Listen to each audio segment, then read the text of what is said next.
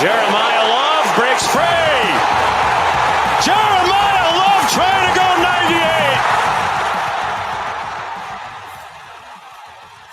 Touchdown! What a run in the first touchdown of the 12-team playoff. This is 365 Sports. Daniels keeps it, and he scores.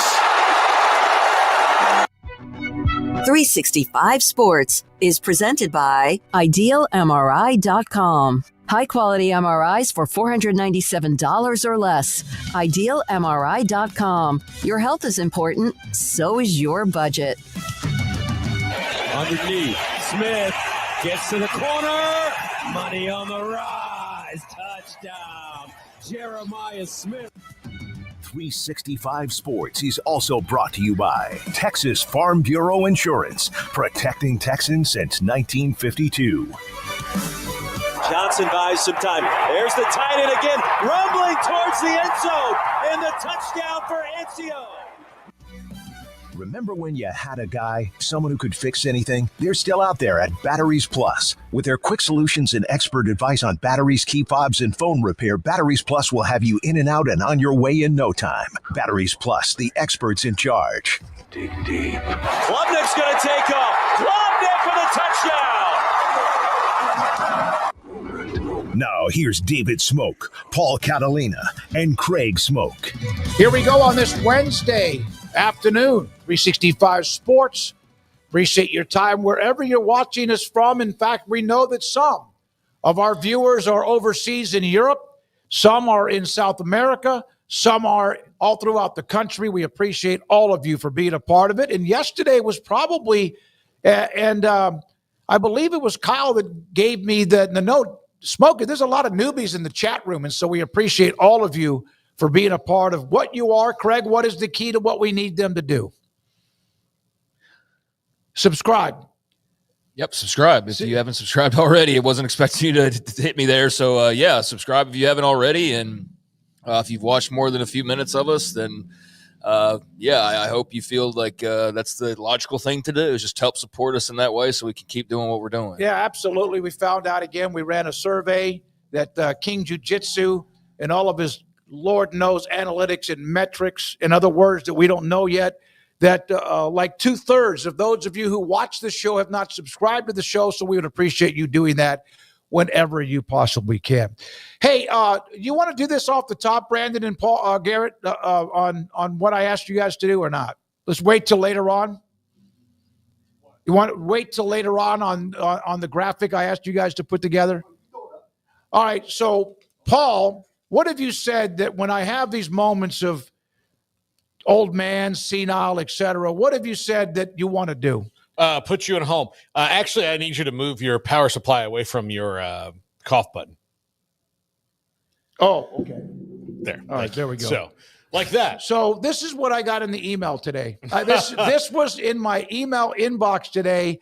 Compare nursing homes for you or a loved one.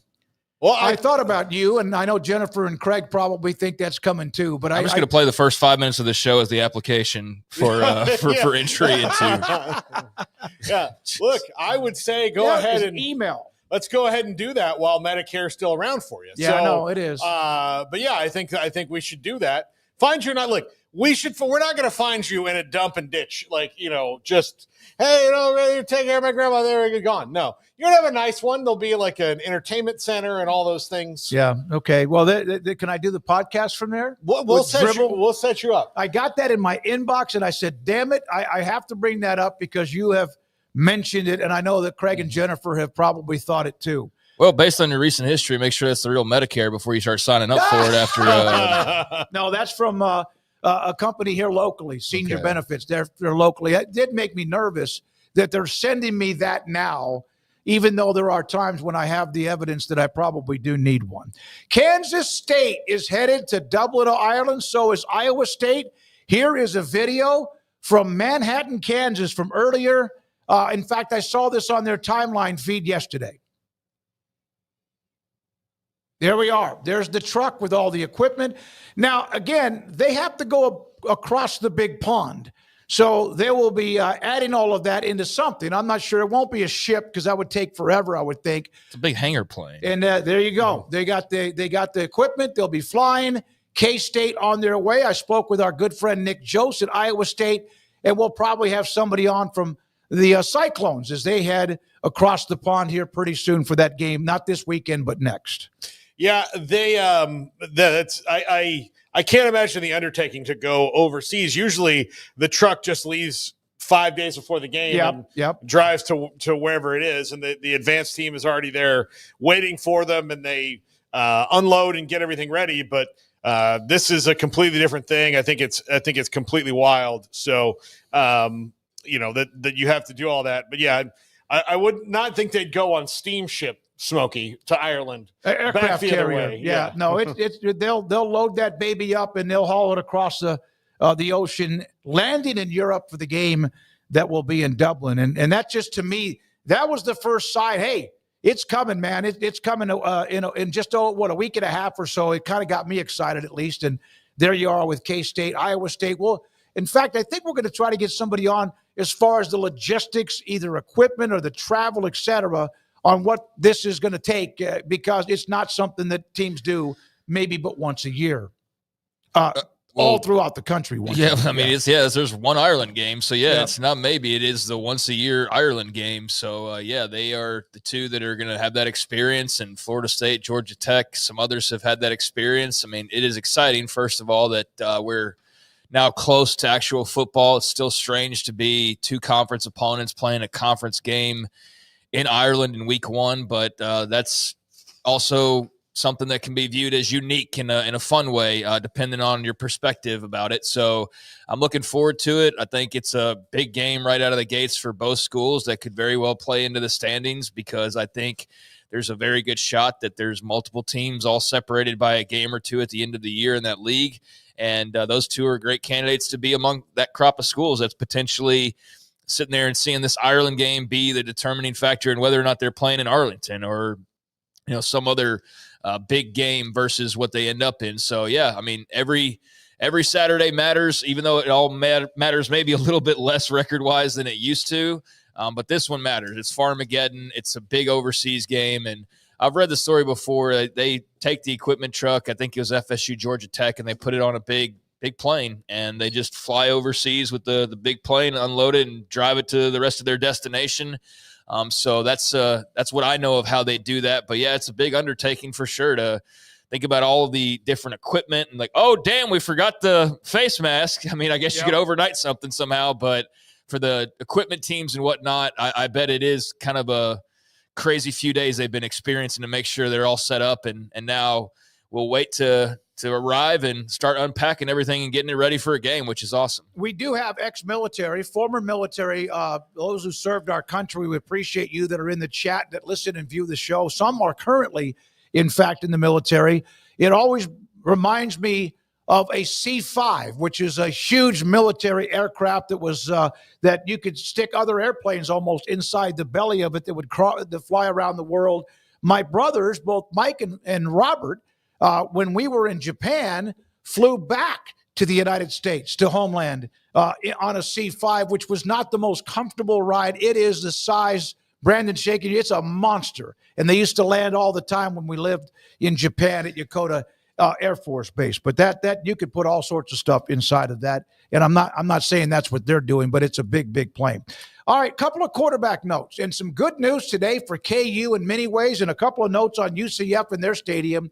Brendan Lewis, this guy's been around for a young man, been around for a long time, played 3 years at Colorado, twice at Nevada. Last year had a good year, nearly 2,300 yards, 16 touchdowns in his and ran for 800 yards and 8 touchdowns. He is headed to play and transfer to Memphis. Yeah, and start for Memphis. We'll go through these quarterback notes, and you'll see a little bit of a theme with a couple of them. The 6th-year guy in his last year of eligibility. I know it's not necessarily ideal for a lot of teams, but if you're Memphis and they had a quarterback for 4 straight, they had the same quarterback for 4 years, which is very rare. In Hannigan for the last couple of years, he's gone now. He's off to the next event in his life. And so now they got to go get somebody. So Brendan Lewis, best of luck to him. He's got one of the best coaches in the country, in my opinion, in Ryan Silverfield. And I guess we'll see how that goes for them this year. But the American's going to be kind of tight at the top. I expect him to be good. And I think that he fits in that system pretty well. Yeah, I mean, a 6-year guy, which is still crazy. That I just wonder how common that's going to be in the future once we roll all the – I mean, the COVID guys are pretty much rolled off now at this point, right? But I guess maybe there's some still lingering. I don't know. I would think some probably, if you're 2021, I think you probably got that. Yeah. So, and then you've got JUCO years and all these other things and guys who got waivers. So, you know, I think we're probably one more year of seeing a few 6th-year guys before it maybe tones down. Yeah, I mean, I welcome that. I don't want to just push guys out of the way, but I am more of a traditionalist when it comes to eligibility in college football. I'm all for, totally in favor of the 5 and done rule. Play your 5, however you play that, and then you're out of there. But yeah, I mean, young man's from Texas, from Melissa, so he's from our backyard, and he's the veteran in this group. They got the young 4-star recruit in A.J. Hill that they're very excited about, but not any seasoning comparable to what Brendan Lewis has had during his time in college football. So this makes sense from that perspective alone, to just start with the guy who's played in quite a few more games. And eventually, though, I do think we'll see A.J. Hill, because I think the fans will clamor for it, unless Lewis just, takes over and doesn't look back and whatnot. But I know they're excited about the young one. But veteran winning a tight quarterback battle, I don't think is all that surprising, really. All right, so there's 3 of these for today. One of them is that one at Memphis with Brendan Lewis. Ben Goldbrinson from what was Oregon State, 8-4 as a starter a year ago, a 6th-year senior. He will be named the starting quarterback for Stanford. Open up against Hawaii in that opening week of the season.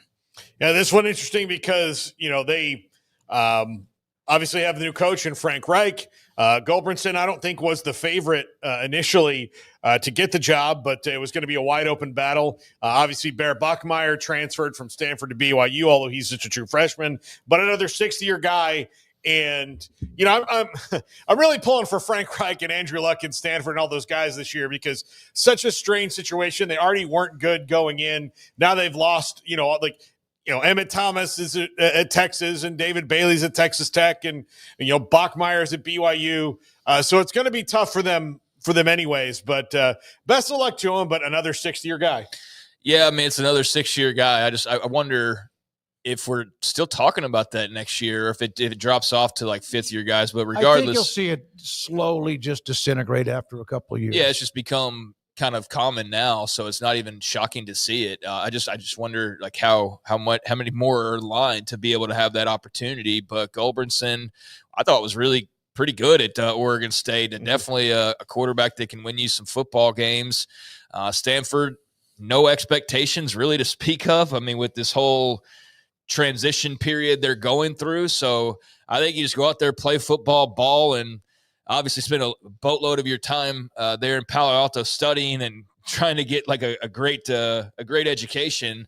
But I think he's a good quarterback, and I don't know how tight the race was when it all came down to it, but I think he makes sense as their starter. He can win them some football games. Well, what's interesting about his career in 2022, he was 7-1 as a starter at Oregon State. And then 23, would that have been DJ Ugalele? Yeah, Uiagalelei. Clarinet. Mm-hmm. So he did not play, but started one game. Then last year only started 3, so he didn't play much at all last year. But was 7-1 in 2022. By the way, just a quick side note on Palo Alto. Did you guys hear about Mark Zuckerberg? He bought 11 houses in one little area in his building. To build one? No, he's making a compound, which is something you normally do when you have a paramilitary group or a cult, or don't you're an actual comic book villain. Yeah. So, but he has a compound. He also bought up all this land in Kauai, which is really annoying because it's beautiful, and he's built this underground bunker. So in case there's nuclear war, he can ride it out in Kauai. In his underground bunker in Hawaii, which the locals there are furious about. I would think if I'm going to be in Kauai, I don't want to be underground. I want to be able to enjoy it. Although if there's any kind of attack, you want to be as far away as you possibly can. Yeah, I don't believe headlines just at face value anymore because half the time they're just BS AI slop or they're just misleading. But various headlines, Zuckerberg neighbors upset, purchased 11 homes over 14 years. In Silicon Valley, all in the same area. So, yeah, he's got like a whole whatever. So if we ever hear about him like challenging the government and he's got, or whatever, like some standoff in Palo Alto, I guess it's better than good chances the Zuckerberg compound or whatever the hell he's got. And the thing is that he's got dirt on all of us. Like, oh, yeah, look at this picture from college. Yeah, that's exactly. You want to come against me? Yeah. So there we are with Stanford. Good for him. He found a place to land and hopefully gets to play, and the Beavers need him to play well. And then Richard Torres, who initially was committed to Nebraska, he is at Incarnate Word, which is right there in his backyard. He played at, I think, Southside High School in San Antonio, named the starting quarterback at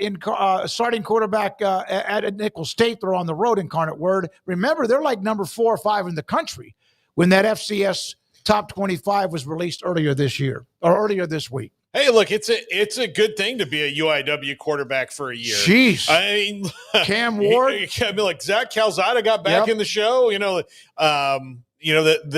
really thought well of Lindsey Scott when he was there.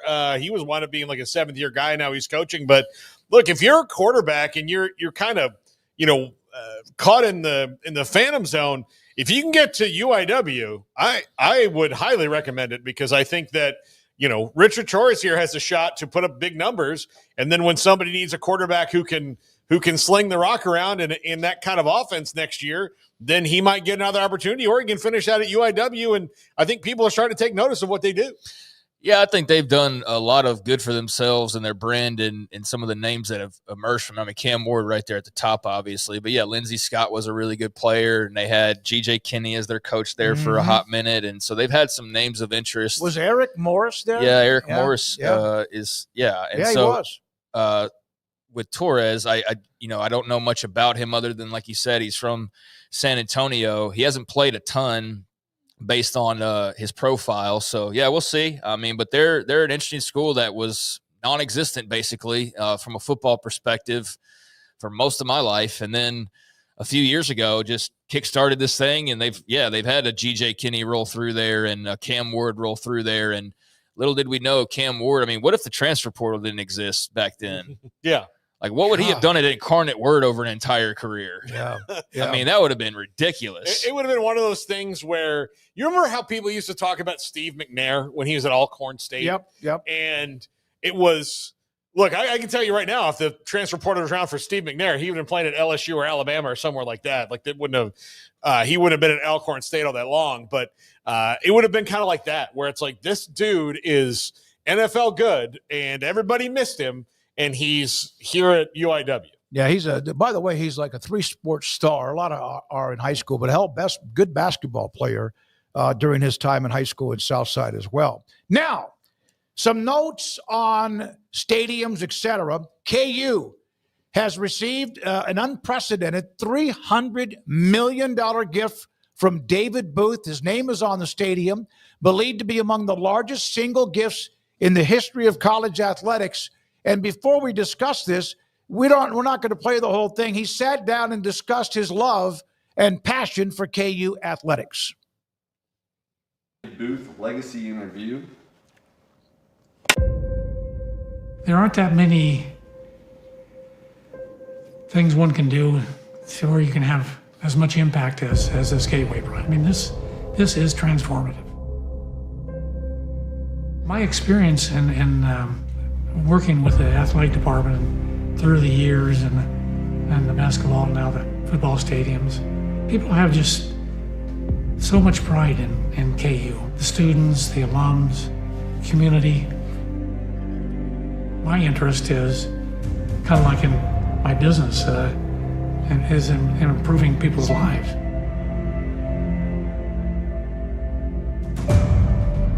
And so not only the stadium, but $300 million. Ross Dellinger with a note, Pete Thamel with a note, that one of the largest single gifts in the history of college athletics. Good for KU. So the stadium is actually only half done, or 2/3 really.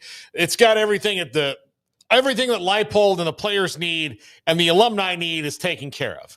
It's that other side of the stadium. Yeah, they got to. Don't they have to still build the press box on the top of that side? Yeah, I think they do. Yeah, so there's still a press box, but like they have to do that on that side. So those are the things to be done. $75 million of this is going to go to complete the football stadium. So whatever money they had for that, plus this, it's pretty much covered now. So that means $225 million goes to a fund for them to use whatever they see fit. So to help with revenue sharing or things like that. If they just decided, think about this, if they just decided this is going to be our backup revenue sharing fund, that's a decade worth of revenue sharing that's just available to them. Now, that's not what they're going to do, but now when it comes to if you're a player at Kansas and they tell you they don't have the money, no, they've got $225 million. Yeah, they got plenty of it. Again, a lot of this is going to infrastructure around the stadium as well. Go ahead, Craig. Yeah, I want to clarify a little bit on where it's all going. First of all, another entry for Big 12 Billionaire Battle Royal. We can do that at halftime of the championship game in Arlington. Get Cody Campbell in there. Get David Booth, Drayton McClain. See what billionaire reigns supreme at halftime of the Big 12 title game. Kim says Tech would win because they have 6 billionaires. Okay, well, yeah, they'd have a better shot. But Battle Royals, every man for himself. So, it's in Survivor Series. But, they'd have a better odds shot for sure. I don't know how many other billionaires there are throughout the league, but this is awesome and nothing but awesome for Kansas. And what a great gift from a guy who grew up close to Allen Fieldhouse, listening to games on the radio. If you read about him, I mean, this is like as Kansas of a Kansas dude as you can get as far as his love and the seed that was planted when he was young and growing up near there. And listening on the radio and doing all that jazz.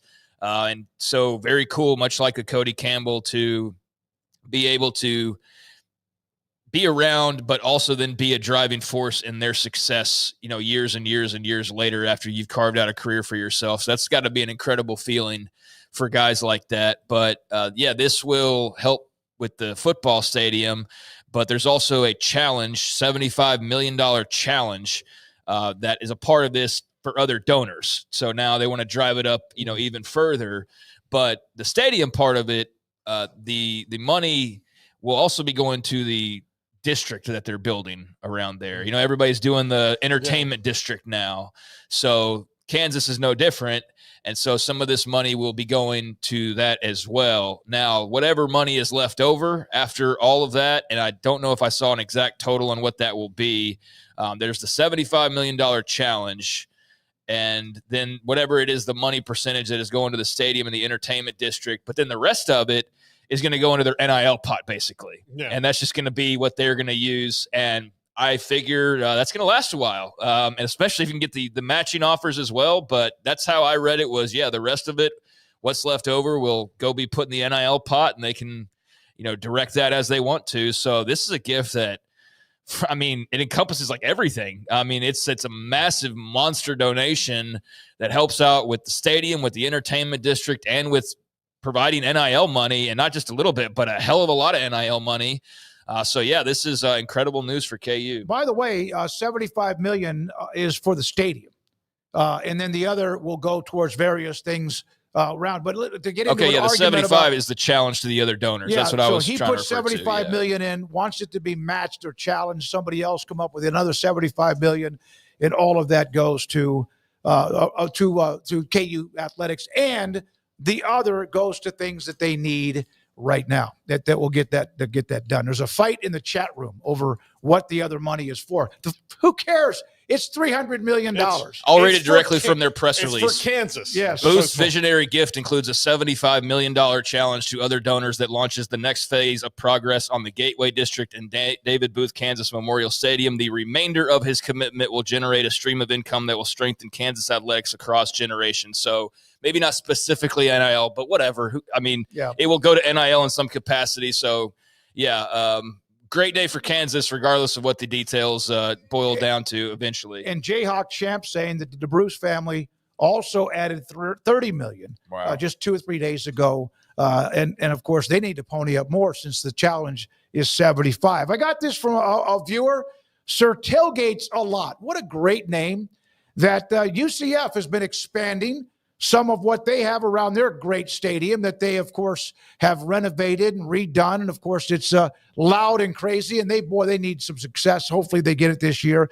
Expanding the tower, they began building the entryway plaza walkway into the stadium and much more. But first of all, thank you to Sir Tailgates a Lot for sending us that. We've had a lot of that when people watch us and then send us some stuff that we can share on this show. I'd like to go back and take you guys to UCF.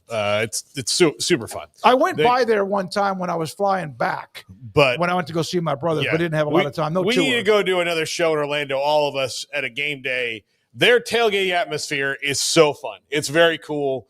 It's really cool to walk through. It's just right down the center of campus. And look, if you're in Orlando on a Saturday and there's a UCF home game and you can get to it, if you're a college football fan, go. Believe me, they'll be plenty hospitable. At least they were to me. I got to go to like 6 or 7 tailgates and meet some people. So it was great. It was a blast. So that all looks really nice. I think that's a program that wants to be great, is trying to be great, and they obviously suffered a bit from not having full shares the last few years and just the adjustment of joining a bigger, stronger league. And I think that that takes time for certain programs, and for others like a BYU, maybe they're better set up from the get-go to just jump out and start running with the lead pack. But UCF has a lot of promise. I think there is a little bit of nervousness just about like, okay, where are we exactly? And is this Scott Frost thing going to work? But they're investing, and they're coming up with cool projects. So I think that all looks great.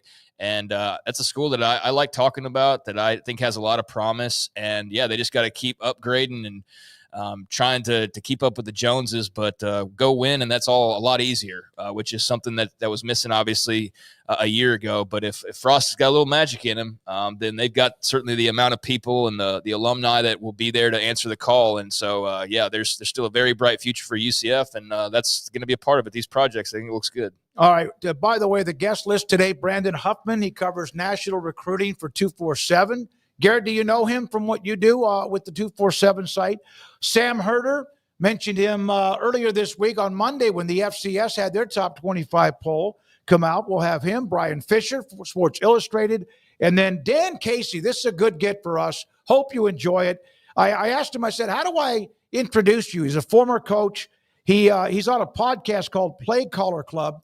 I said, he goes, don't get complicated. I'm a football nerd. So he's going to come on with us. One of the things that he looks at are trends on the offensive side of the ball that he picks up watching games and also film. Okay. He has a playbook that you can download on college football. Really? Yeah. That sounds really cool. Yeah. Does it cost anything? No, and it's free. You just go and okay. download it in the community. I've used it. It's pretty awesome. So, yeah. All right. By the way, also, Lonnie Edwards. He played at Brownsboro High School. I covered him when he was in high school. He's a former Texas Tech offensive lineman. He now works in Midland, doing really well.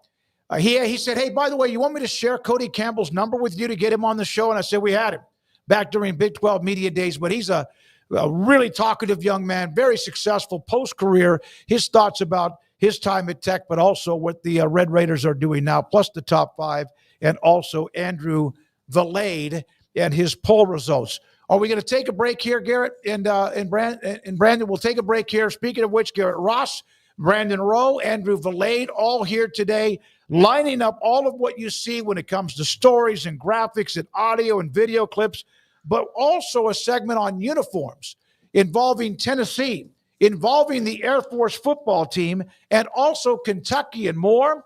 This is 365 Sports. PettyClinicLowT.com. Dr. Kent Petty can help you become the high-performance man that you want to be, need to be, and even more importantly, and maybe hurts, used to be. As you get older, late 30s, especially when you get into the 40s, you could be a statistic. 1 out of every 3 to 4 men have symptomatic issues of low testosterone. And yeah, there's a lot that goes around, sex drive, ED, and all that, which of course makes the world go round. But it's also about how you feel. Lethargic, your energy's not the same. If your testosterone drops, that could be one of the symptoms. And you just don't, no matter what you do, no matter if you don't work out or you work out a ton, no matter if you're fit or not, it doesn't matter. It just picks 1 out of every 3 to 4 men have low testosterone. And you have that energy. You need that boost. Dr. Kent Petty can give that to you. Contact them, PettyClinicLowT.com. Had a good discussion with him yesterday. In fact, PettyClinicLowT.com. You hear about testosterone, hear about increasing that, but he also can help you with the regular family doctor needs too at PettyClinicLowT.com. My go-to guy. Can you fix my smartphone? Yes. Do you have car batteries? Yeah. What about golf cart batteries? Of course. Battery from a G-Fob? Absolutely. My boat? Huge variety. Toy boat? Sure. Motorcycles? You bet. My apartment building? Whole building. Do you have batteries for my party lights? Yeah. Batteries Plus, the experts in charge. Right now at Bird Collision Ford, we're bringing you an offer that's as big as America. Employee pricing for everyone. You pay what they pay. That means you drive home a new Ford F-150, Bronco Sport, Expedition, Super Duty. From America, for America. Employee pricing for everyone at BK Ford. Looking to sell your vehicle? Get top dollar for yours today. Don't miss out. Employee pricing is available for a limited time. Visit us anytime at bkford.com. Experience better at BK Ford. I'll never get used to this.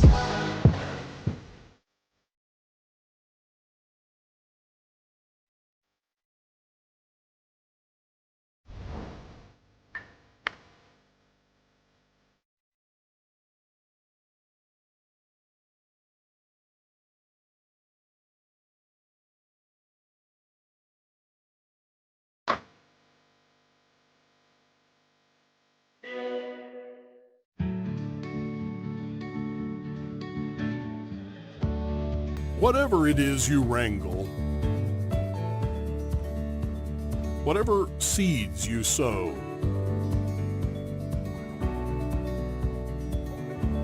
matter what you nurture or what you choose to grow, at Texas Farm Bureau Insurance, we're proud to protect all Texans.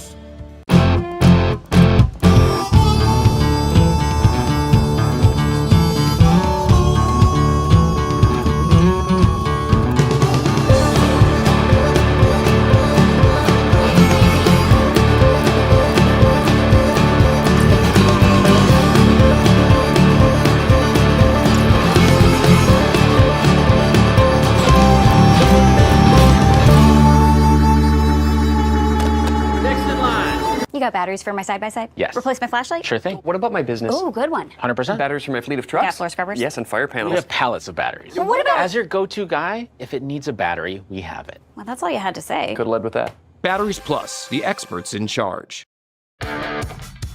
This is 365 Sports. The 3 o'clock hour is sponsored by Waco Custom Marketplace. Meats, sweets, Texas treats, and a cut above the rest. 425 Lake Air Drive, Waco. I hope we get to this a little bit later today, but remember Brett McMurphy was on with us in a great segment on the AP Top 25 and some Nuggets Monday. Then yesterday we showed the most overrated teams based on the history of the poll and where teams end up. Today we're going to show you who he has listed as the most underrated teams, and Craig brought one of them up yesterday, and we'll get to that at some point today too. But let's do a couple of things on uniforms. Tennessee is switching back to Adidas as the school's apparel provider. The Volunteers have been with Nike the last couple of years, but that deal expires in 2026. Tennessee was with Adidas before that from 1995 to 2014. Not a couple years, 12 years. What did I say? A couple years. Oh, okay. I'm sorry. Yeah, it's a long time. Look, where's that nursing home? Yeah. I'm just cold. I'll say this. It's very evident that Nike has brought them nothing. In the year 1998, they won a national title wearing Adidas. No. Yeah. So, and you're seeing a few teams going back to Adidas, which used to be just like overwhelmingly Nike. But like Nebraska's Adidas and a few others are too. Yeah. I think Adidas is a cool brand. It's just not ever been like the great brand in college football. Nike's always pretty much been that. Under Armour had a moment in the sun very briefly when a bunch of teams jumped on to them. It's actually interesting. Texas Tech's been kind of the one bouncing around a lot of these brands. Now they're back with Adidas, large part because of Patrick Mahomes. I think Adidas has got a pretty good roster of athletes, and maybe the Mahomes effect will raise their profile a bit, but I prefer Nike. I just like the look of Nike stuff. Not that every uniform hits right, but just the swoosh. It's iconic, and I just think it looks clean. But I also understand the amount of people who feel like they just template everybody's uniforms now, basically, and it's just the same uniform with different colors on it. Nike's kind of gotten a bit lazy from their innovation days. So this basically, though, like having said all, it's about money. I mean, that's all it is. It's about money and who's willing to pay the most. And Adidas, I bet you paid the most money to get them back on board. And I'm sure Tennessee sold a lot of Adidas merchandise over that span of time from 95 to 2014. So mutually beneficial. Adidas has a big brand in the college game, one they're familiar with, one they've already worked with. Same thing for Tennessee. And also I would imagine a nice little bump in pay for the Vols to make that move. So when everybody's out, I mean, this has always been the case, but especially now, like you're looking for every amount of money that you possibly can. I think that's maybe a way that you didn't really think, not one that's going to be a game changer, but one that'll add a few million is like, yeah, what if we switch apparel brands? We got a better offer over here. Mm-hmm. And then just programs naturally do this from time to time because of deals. So yeah, that's a good get for Adidas. And I know there were plenty of Tennessee fans I saw that weren't real happy because they don't love the merchandise as much from Adidas. And I feel that way. I feel like sometimes the Adidas, like just the gear is not quite up to snuff compared to like a Nike. But I will, when I buy golf shirts, I stay away from Under Armour. I have one, and Adidas, just because I love the Nike logo and it just looks cleaner.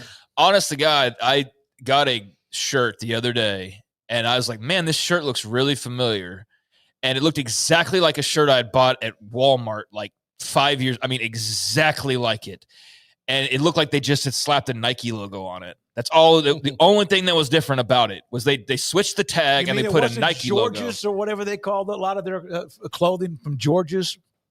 George's? That's a brand that you have at Walmart. Yeah. Oh, yeah. I mean, no, I don't know what the brand was, but anyways, I was sitting there looking at it, and it was the exact same shirt. It just had a Nike logo on it. You know what? It looked way better with just having the little Nike logo on it. Like, it looked like a way cooler shirt. Yep. And so, yeah, there's just something about that swoosh. But I think Adidas has got a lot of momentum with Mahomes and others. And so, yeah, that's cool. They'll have a little bit more with Tennessee football now. It reminds me, Tennessee, Paul, is this just athletics now? Yeah, it reminds me of that Diet Coke Pepsi war when Diet Coke owned most of the country, and then Pepsi said, how can we get involved? And they started, Garrett, you remember this? They started putting machines and signing up high school football programs in the field house about putting the Pepsi machines inside and giving schools money. It's funny. Pepsi is always going to be second to Coke. They're never going to take over. And part of it is that Coke spends advertising talking about Coke, and Pepsi spends advertising kind of also talking about Coke, or they did for a long time. And so it's like, hey, taste like, I remember when I was a kid, it was the taste of a new generation.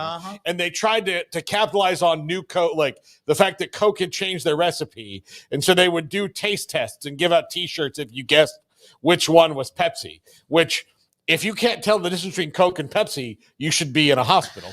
Yeah. Yeah. So and either you are or you're not. Right? Pepsi, though, has, absolutely gone and bought out basically everybody and forced people to drink Pepsi at basically every sporting event I've been to for 25 years now. There's like the occasional stadium that has Coke products. And when I've come across those, like there's a high school state, I think it was like Midlothian. Everybody's got Pepsi because they've contracted with everybody. That includes the Cowboys. That includes like all these pro arenas. Everybody's got Pepsi. And we went to Midlothian. They had Diet Cokes cold in the freezer. I felt like I had hit the lottery. I felt like I had stumbled into Shangri-La because I didn't have to drink Pepsi one night. But yeah, I think Nike's always going to be the number one for most folks. Although they've had their misses certainly in recent years, and their designs kind of have become a little bit less innovative. They've kind of maybe rested on their laurels or just taken a different direction. I don't know, but I still prefer them. Anyways, Tennessee's going to make a bunch of money. They're going to look good regardless, and you just may not like the merchandise as much, but we'll see. I started buying Nike. I just loved it. Jordan. No, I know there's a Jordan brand, but Michael Jordan was Nike, and then Tiger was Nike as well. Jordan brand is still Nike. I know, but that's why I bought it with Michael Jordan initially, and then but everybody bought Nike, unless you were a Steve Prefontaine fan. Yes. In the ACC, how many teams are there, Paul? 17. 11 are Nike brand. Or 18 if you count Notre Dame. 11 are Nike brand. Yeah. 4 are Adidas. Notre Dame's one of those Adidas ones. Jordan, Under Armour, and New Balance are 1. Jordan, is that North Carolina? Yes. Big 12, 12 are Nike. 3 Adidas, 1 Under Armour. Big 10, 10 Nike. 3 Adidas, 3 Under Armour, and 2 Jordan. And the SEC, 11 of 16 are Nike, 2 are Jordan brand, which is Nike, as you said. 2 are Adidas, and 1 is Under Armour. So it's pretty overwhelming how much still Nike in the uniform deal. Well, when we saw Tech jump back into Adidas last year, I didn't love the Mahomes uniforms. I think we had this conversation. I'm interested to see what kind of design they have this year. But, yeah, it's kind of fun to dabble in the apparel talk every once in a while. And that was I think a much bigger deal in years past, but it's maybe a big deal or more of a big deal again because of how much everybody's searching out for money. And so much like we're talking about some Texas A&M media rights deal that seems like completely unnecessary, the amount of money attached to it. Like if you can swing a deal like that, you're going to do that. So I'd be curious to know how much Tennessee got to put the 3 stripes back on. MBM saying Notre Dame is Under Armour. General Ursus, thank God I still have a few of my old Adidas hats. He's a Tennessee fan that's in the chat as well. Okay, Kentucky. This is a nice deal for them. Champions Blue signing a new deal with JMI through 2040 at an estimated nearly $500 million. JMI will create an in-house NIL collective, facilitate athlete brand deals, and ensure each passes through the NIL Go clearinghouse. I saw where maybe, was it yesterday, we didn't get to it, that Baylor is bringing an AI I said it. I stopped, I paused, and I said it. An AI group that is going to help them with their in-house NIL collective work as well to help the student athletes. Yeah. By the way, I know they're not rivals, but I just know this because every time Kentucky Blue comes on my screen or Ashley Judd or something, my wife has a snide remark to say about Kentucky. Kansas and Kentucky hate each other. They hate each other's guts. And it doesn't surprise me to see both of them like raising hundreds of $1 million within 36 hours of each other. Exactly right. It's just like, not that they're not in the same conference, but they care about the same things in the same order. And they really do care about basketball a lot. And so if it just got out, like if somebody was like, hey, I ran into David Booth the other day at the super rich dude club, and he's given $300 million, and then JMI is like, hey, whoa. Yeah. Hey, let's raise you a little bit. Right. Well, there's certain people for schools that you look to and you go like that dude, like Billy Liucci in Texas A&M. Like there might be times where maybe it's slanted a certain way because of who he's getting but he like gets the information, right? Like if you need some confirmation on something, Texas A&M, like that's the guy you would go to, right? Yeah. And I feel like for Kentucky, that's Matt Jones. Mm-hmm. Yeah. So for Kentucky, Matt Jones had some comments on this, and I hadn't been able to read through or listen to all of them, but it was kind of a win, but not necessarily like you won a battle, but maybe not the war. We'll have to see kind of a thing when it comes to this because yes, they're getting extra money to play around with, and they'll have more funds now flowing through there to remain competitive and NIL and all those types of things. But what they're doing with this, the downside, based on what I heard from him, was this company doesn't have any other schools. Oh, that's great. That's all you're only working with Kentucky. But it's like, no, that's not great because that means they don't have a lot of other experience going on.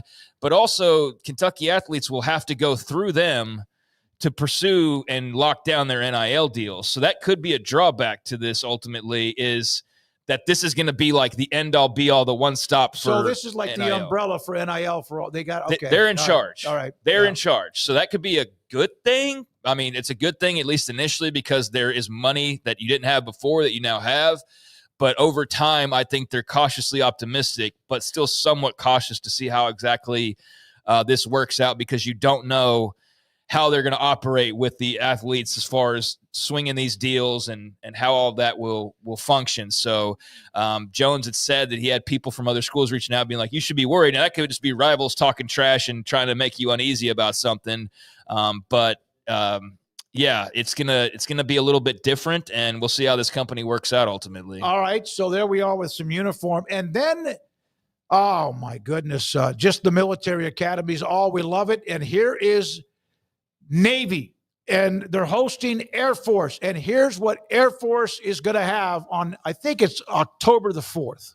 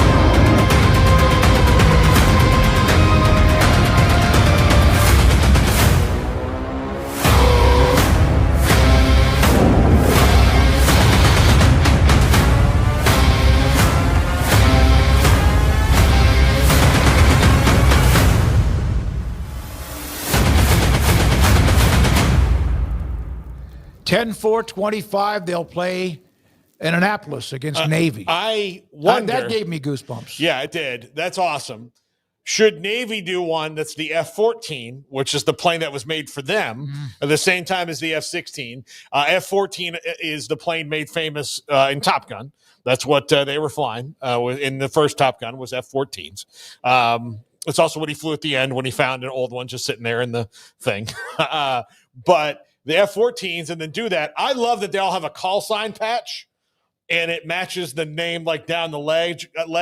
I think that's amazing that you're all going to get a call sign. I just wanted a call sign, but you know, I just love that. You do is chop. I tell you, this chop. It is. Chop would be a great call sign for me. It'd be perfect. It actually would kind of work. I haven't heard anyone call you that in forever. But yeah, but it honors Butch Henry, but also it's tomahawk chop. That's right. So There we go. Yeah, so there we go. Absolutely. So you used to hate the name, but now it can kind of work. Yeah, if I can get a call, like an official call sign, some dog tags. The military academies and their helmets and their uniforms and what they're just spectacular. Yeah, but they've set up such a high bar for themselves, right? God, their uniforms are always so good that you can actually have pretty cool uniforms that aren't as cool as like the one 2 years ago because they're all so badass that, you know, you can kind of like set such a high mark that it's impossible to top every year, to even reach every year. But I need to see more pictures. I tried to find some, and I'm not getting very good looks at these uniforms. But I saw kind of a mixed reaction initially. Okay, now I got a good one. I mean, yeah, those look sick. The helmets are way cool, especially with the visors on them. I think white and silver with like a dark outline is always pretty on point. So yeah, silver on white and like I guess that's black accents. Looks very, very cool. I like how they've got I don't know what the proper term is for like the metal, but like on the numbers, you can see where it looks like the metal that's been, was it nailed into the side of a ship or whatever that term would be. They've got that outline like it was like metal numbers put onto the jerseys. So just details like that are always very cool. And another banger, so to speak, from Air Force uniforms. A lot in the chat mentioned that the Army ACU uniforms back in 2004 were great. Are those the ones that the actual service men and women wore? I believe so, because I went online and looked it up real quick. But just always when the military academies put out something, they're not the only ones. There's some great uniforms, but just something else. And seeing those fighter jets is just... Have you ever not been behind one because you wouldn't be around anymore? When the back of the jet, when they go to when it looks like a torch lighter for a cigar, it's unbelievable. It is absolutely unbelievable. Is that what you pretend is going on when you're lighting a cigar? Yes, I do. It's a fighter pilot lighting up or setting up the jet to take off. Now, Brandon, Garrett, and Andrew have been busy beavers, and here we go. Go ahead and put that up.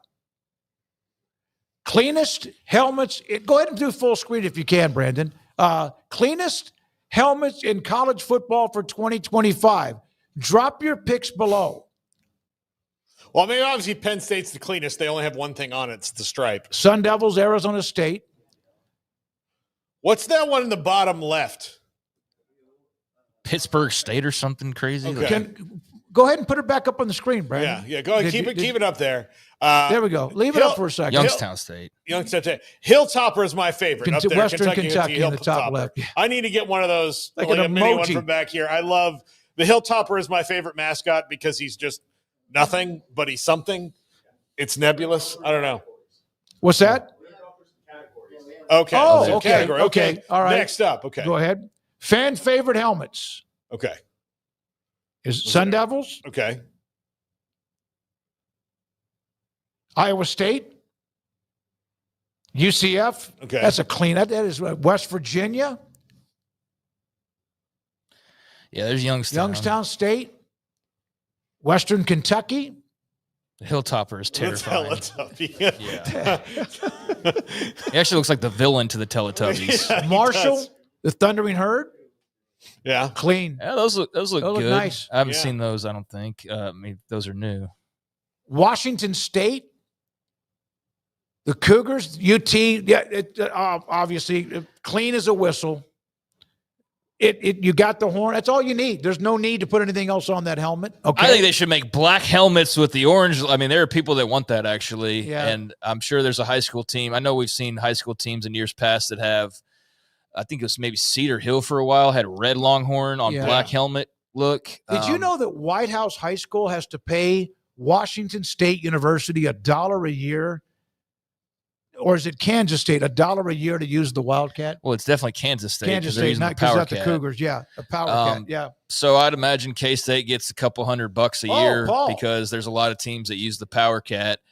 That looks like the helmet of a team that would win 2 games. Those are the 1960s Washington Redskins. Yeah, I love that helmet. No, that's a sweet ass helmet. I mean, that helmet right there in Texas is definitely like on in my opinion, the Mount Rushmore. I think the Mount Rushmore thing kind of sucks because people try to like abuse the Mount Rushmore and add 5th and 6th choices. Like, no, you get 4. It's the Mount Rushmore. And there are 4 spots. Here's the thing about Mount Rushmore. You can't take it down. But well, but the thing about Mount Rushmore is there are 4 spots. Not 5. There's not 5 faces. Hold on, let me finish. There's 4 spots, but we don't have to limit ourselves to a Mount Rushmore. So name 5 or 6, but don't call it a Mount Rushmore. Or if you're going to name a Mount Rushmore, you get 4 choices and not a 5th. Like, that's just my unofficial rules. But if you're doing a Mount Rushmore, 4 choices, then Texas and FSU are definitely on there as far as I'm concerned. I saw a note where Baylor is suing Boston University for the interlocking BU. If you have the right to it, you got to protect it. If you don't, controversial helmets are not done. Boston, this has gone back. The Terriers, right? It's been whole time I've lived here, there's been kind of a thing where they try to sneak it in. The real BU, like that whole jazz. Yeah. Controversial helmets. Maryland, is that right? Did I see Maryland? Yeah, that's the state flag of Maryland. That's Under Armour right there, boys. Yeah. Texas does not want to see that helmet. That'll give them the ooby-joobies because they ran all over them with that zone read. Okay? Who else we got? The Gators. I like those. I like those a lot. I think the white is something that's definitely come back into fashion a bit more in recent years. I think that's better than their orange helmets. Does it says Gators on it? Yeah, I think that one's better. I like that one better. It seems like the F is crooked, but that's because I'm looking at a different angle. All right, who else do we have? You guys have been. You have too much time. Listen, it might be. Look, in Gainesville, they're cross-eyed, so it's tough. All right. Penn State? Yeah, I mean, Penn State's got to probably be on the Mount Rushmore as well, right? I mean, either that or that's a helmet before you put logos on it right there. Yeah, I think they're probably taking the 3rd spot, so that leaves 1, and maybe I'll have to take away and not call it a Mount Rushmore if we have more than 4, but let's I think just call it the Hall of Fame. Yeah, or just call it whatever you want. I hear the Mount Rushmore and I hear people going like, so here's my 6 people. It's like, that's not how it works. Like the whole exercise is 4. Yeah. But Penn State is great. That is trippy. Ole Miss definitely doing things a little bit different with that Grateful Dead tribute helmet right there. That looks kind of cool though. I mean, that's definitely something different and unique. And I could see a lot of guys feeling pretty cool wearing those helmets. Yeah, you're going to go to a concert with that shirt or helmet. Ole Miss, there was another example. Acid wash jean Yeah, helmets. golly, that used to be a thing. You know, Andrew is a Deadhead. Is he really? Yeah, he's a big Grateful Dead fan. Is he really? Okay. Cool deal, man. And anyone else, Brandon? There's a bowling ball. Helmets best forgotten. This is good stuff, dudes. All right. Vautech. There was a time in the 2000s when Nike was doing that. I don't know exactly what year this was, but Nike, remember when they did the one shoulder patch? Yeah. The shoulder pad was different. Like Florida had those, Vautech had those. Those were horrifically ugly. Like I think at the time I liked that they were trying something different, but that was just a bad, different, ultimately. I vaguely remember these, but I don't. I think that's probably because I've tried not to. I think Virginia Tech wants you to vaguely remember. Yeah, I probably. Yeah. I don't know if they were popular among the fans or not, but there's another helmet. Okay, here's the only problem with this helmet: the uniform doesn't match it. Yeah. No, and it looks like those are those shells they wear now. Yeah, so in practice that they try to help prevent. I mean, it's 1872 is when the school was founded, and this is the Stolen Wall that's there in Blacksburg, but they should have had a uniform to match it, not just this helmet on their regular uniform. Okay. Thank you for that one. There's another one. Golly. God, they have a bunch of different ones, don't they? I didn't realize that one's not so bad. No. This is also, I mean, Navy did this and people loved it. Yeah. Navy did it, but the colors are scheme. better. Yeah. They had gold instead of orange, and they had navy instead of maroon. There's A&M. I don't get these. Everyone's got, not everyone, but some have the all black. You can't see the logo. Yeah, you got to have at least the logo pop. It's because their dumbasses played it during a day game when you said it should have been, right? Wasn't that a day game? They wore these all black uniforms. Is that Kyler Murray? It is. Yeah. Wow. He was there for a year. Louisville? Horrific. Yeah. Absolutely dog ugly. It's like Foghorn Leghorn. Are these even all real at this point? Because I feel like now we're venturing into like fan art. I think it's the three young kids who've been getting a one-hitter out and started making helmets. Garbage, absolute ugliest color imaginable. And they have some of the most beautiful stuff, but that was not that color yellow is called shiny urine. Yeah, they like that kind of green yellow, and I cannot stand that color. That's what happens if you drink glitter. Pretty close to at night when you pop them and they light up. I had a few nights like after, like I woke up the next day and it looked similar to that, I think. But right. God, that's an ugly color for a helmet. All right. Okay. This is Texas Tech with the state of Texas colors. Yeah, those are, it's a nice, I don't love those, but I like what they were trying to go for here. I don't necessarily like them. That's definitely Under Armour. I mean, you see the logo on the helmet there, but that's definitely an Under Armour design if there ever was one, because they did the Maryland helmet. And so, that's right up their alley. I mean, it's a nice nod to the state of Texas, but I don't know if the execution was all the way there. Okay, what else? In my opinion. Is that it? Great job. There we go. Good job, well done, guys. Thank you very much for putting all of that together. Those, of course, Baylor fans would give up body parts if they could go back to the chrome helmets that were so popular with a lot of the black that they also wore. They could. No, I know. Are they? Is that why you post this yesterday? I mean, why else would you post? Because Bryce Petty was being honored. But I wonder if I saw a note, are they going to release the uniform and color scheme for their opening game against Auburn on the 29th? Well, I think at this point, say that again, Garrett.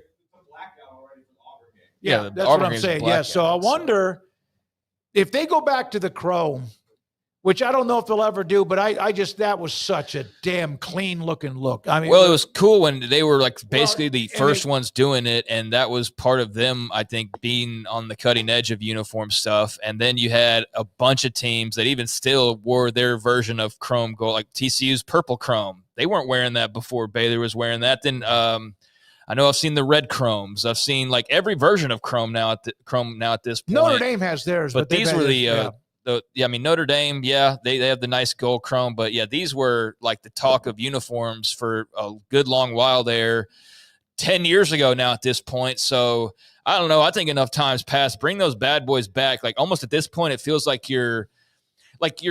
nobody's going to see these now and go like, they're ignoring the scandal. Nobody's going to say that. And so now at this point, it's like the one thing your fans really want that would make them happy. And I don't know why you wouldn't do it other than like, we've got to stay in our color scheme, but no, you don't. No, you don't. This would add people that have not been close or whatever, for whatever reason. But that was the game with TCU. Bryce Petty. Then you could see Chris Callahan being mauled before he was blindside blocked by Michigan State. And then Antoine Goodley with the touchdown catch in the end zone. So there we go. All right. When we come back, Brandon Huffman, national recruiting editor for 247 Sports and CBS Sports and more. This is 365 Sports. The Baylor Club inside McLean Stadium off I-35 in Waco. They have a concert coming up, not this weekend, but next. And then, of course, we just mentioned that game that they have coming up with Auburn on the 29th. So they're doing a lot of renovating. They're doing a lot of different things, plus getting ready for game days. But during the week with luncheons and dinners and more and special events, the Baylor Club with Nick Colwell, the new general manager, doing what he does. 11 years since they opened. As we show those interviews, those uniforms and helmets, that was 2014. Football season coming up. On the night before they play Auburn, they're going to have a membership open house, including live music from DJ Jen and game day gear available from the Baylor Bookstore, Kendra Scott, Love Shack Fancy, and more. So all of that, plus what they do on game day, the Baylor Club with their own tailgate over at Knox Hall that will begin and go all day and night. The Baylor Club, memberships available. Tell them 365 Sports sent you inside McLean Stadium, a mile or two from where we are off MLK and I-35 in Waco. Let Camille Johnson Realtors guide you seamlessly through the process of buying your dream home or selling your current one. Commercial, farm and ranch, or residential, Camille Johnson Realtors can smoothly and successfully lead you through any transaction. With a team of 28 experienced agents who are excited about serving you, Camille Johnson Realtors services the entire greater Waco area. If you're in the market to buy or sell, contact Camille Johnson Realtors, 104 Midway Center in Woodway, or find them online at www.camillejohnson.com. Camille Johnson Realtors, elegant, charming, warm. Welcome home. Pizza, burgers, and Bears football. There's no place around Waco that serves them all other than Bubba's 33. Come show your green and gold and enjoy some of Waco's best food and beverages while watching your favorite team, the Bears. When real Bears fans get hungry, Bubba's 33 is the #1 spot for ice-cold drinks, hand-stretched, stone-baked pizzas, and bacon-infused burgers. Join us for indoor or patio dining. Bubba's 33, Waco's restaurant and proud supporter of Baylor Bears football. Sick 'em, Bears. Don's Humidor, your home with a 48-foot walk-in humidor with the elite cigar brands from around the world, including the #1 cigar of the year, Aging Room Cuatro Nicaragua. Plus, they have the great brands like Macanudo and Arturo Fuente, Rocky Patel, Aston, and so much more. CBD, great for sore muscles, aches and pains, sleep, Vita Dreams, and anxiety, mild depression, general health and wellness. Their staff very knowledgeable on the subject. Don's Humidor in the Townwest Shopping Center off Valley Mills in Waco. Ready to take your business to the next level? Carrion Solutions has got you covered. We deliver world-class IT consulting, including Quest On Demand and Migration Manager, M365 and Exchange migrations, Active Directory assessments, security hardening, and Windows Server upgrades. Our experts specialize in consulting, monitoring, support, and managed IT services. We promise vision, professionalism, and unbeatable value. Satisfaction guaranteed. If you're not happy, we make it right. Remember the name Carrion Solutions. For more info, email sales@carrionsolutions.com or visit carrionsolutions.com. That's CARRION solutions.com. Carrion Solutions, IT success guaranteed. At Ideal MRI, we feel blessed to be part of the Waco community. We're a small family business here in Central Texas. At times like this, the cost of healthcare has never been more important. And unfortunately, significant illnesses and injuries still occur. And that's why Ideal MRI is open and here to serve you through this difficult time. So if you need an MRI, ask your doctor about Ideal MRI. You can schedule online in minutes at idealmri.com or call 833-IDEAL-MRI.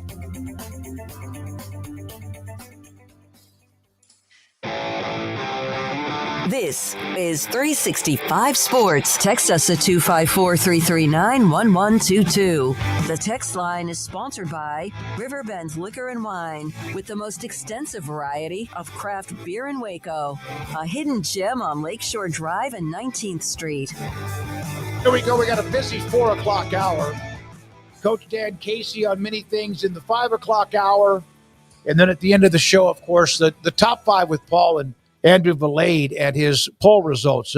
We have Brandon Huffman, 247 and CBS Sports, national recruiting, and he joins us on 365 Sports. Brandon, thank you very much. How has the transfer portal changed how you guys cover both high school and or the transfer portal recruiting? Yeah, I mean, it's made it much more seasonal in the sense that recruiting is essentially done for the 2026 class, and we still have 4 months until signing day. We've got the season to be played, but it really seems like, the 4th of July is kind of that sweet spot when guys like to be committed, when coaches like to have their their classes already done.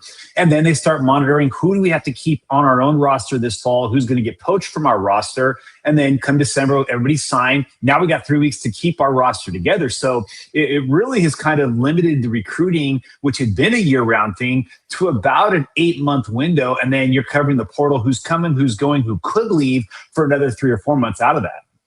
Brandon, how do you have to change the metrics of the way do you look at classes of just high school, just transfers, or do you personally like to combine it and try to get numbers out of that to know who's really doing the best in the aggregate?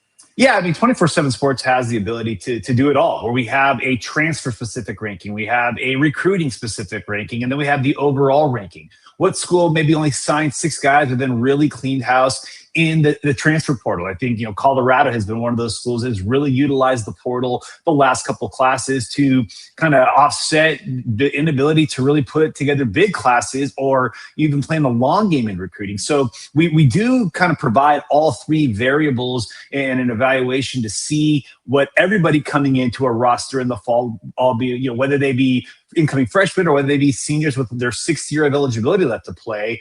But I would like to say we really focus on the recruiting part of it because those are guys we have been watching since they were freshmen in high school. So you follow the recruiting process a little bit closely.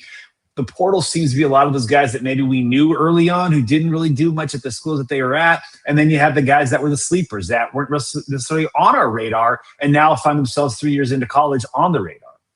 So I was looking through the top team rankings, and I think the top's pretty much what you expect. Usually the same handful, 10 teams or so. But looking at the first Big 12 team, you do have to go down a ways, and it is all the way to, I believe, BYU at number 20. I saw an article the other day talking about BYU's surge in recruiting. I mean, in the NIL era, but also the Big 12 backing.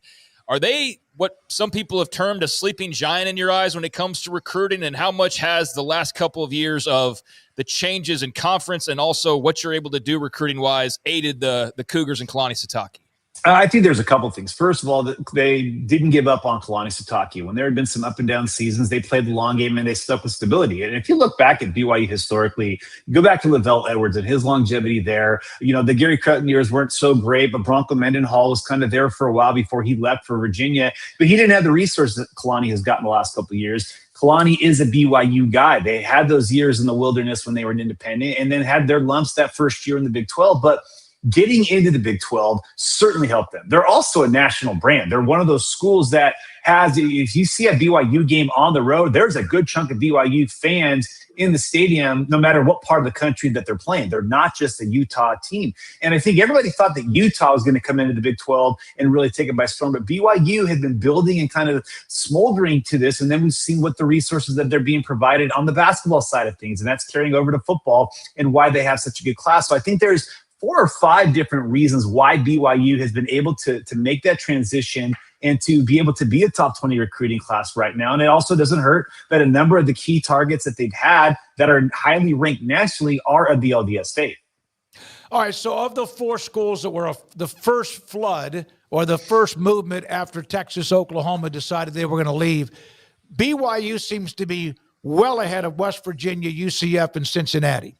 When it comes to who's doing what recruiting-wise, how much of a gap is there with those schools? Well, I think there's a significant gap in the sense that, West Virginia is still such a geographical outlier into the Big 12. And then there's not like a real fertile recruiting base in the state of West Virginia. You got, if there are, Pennsylvania schools are going to come in there. You have the other ACC and the SEC schools that'll go up there. I think UCF has probably the most fertile recruiting base outside of the Texas schools in the Big 12. But again, those guys that are going to UCF, in most cases, it's because they didn't get recruited by Florida State, or by Miami. And so, they're not necessarily getting that top tier guys. And maybe Gus Malzahn was kind of, like a lot of people that moved to Orlando in their career, kind of stick it into retirement mode. And maybe Scott Frost will infuse it.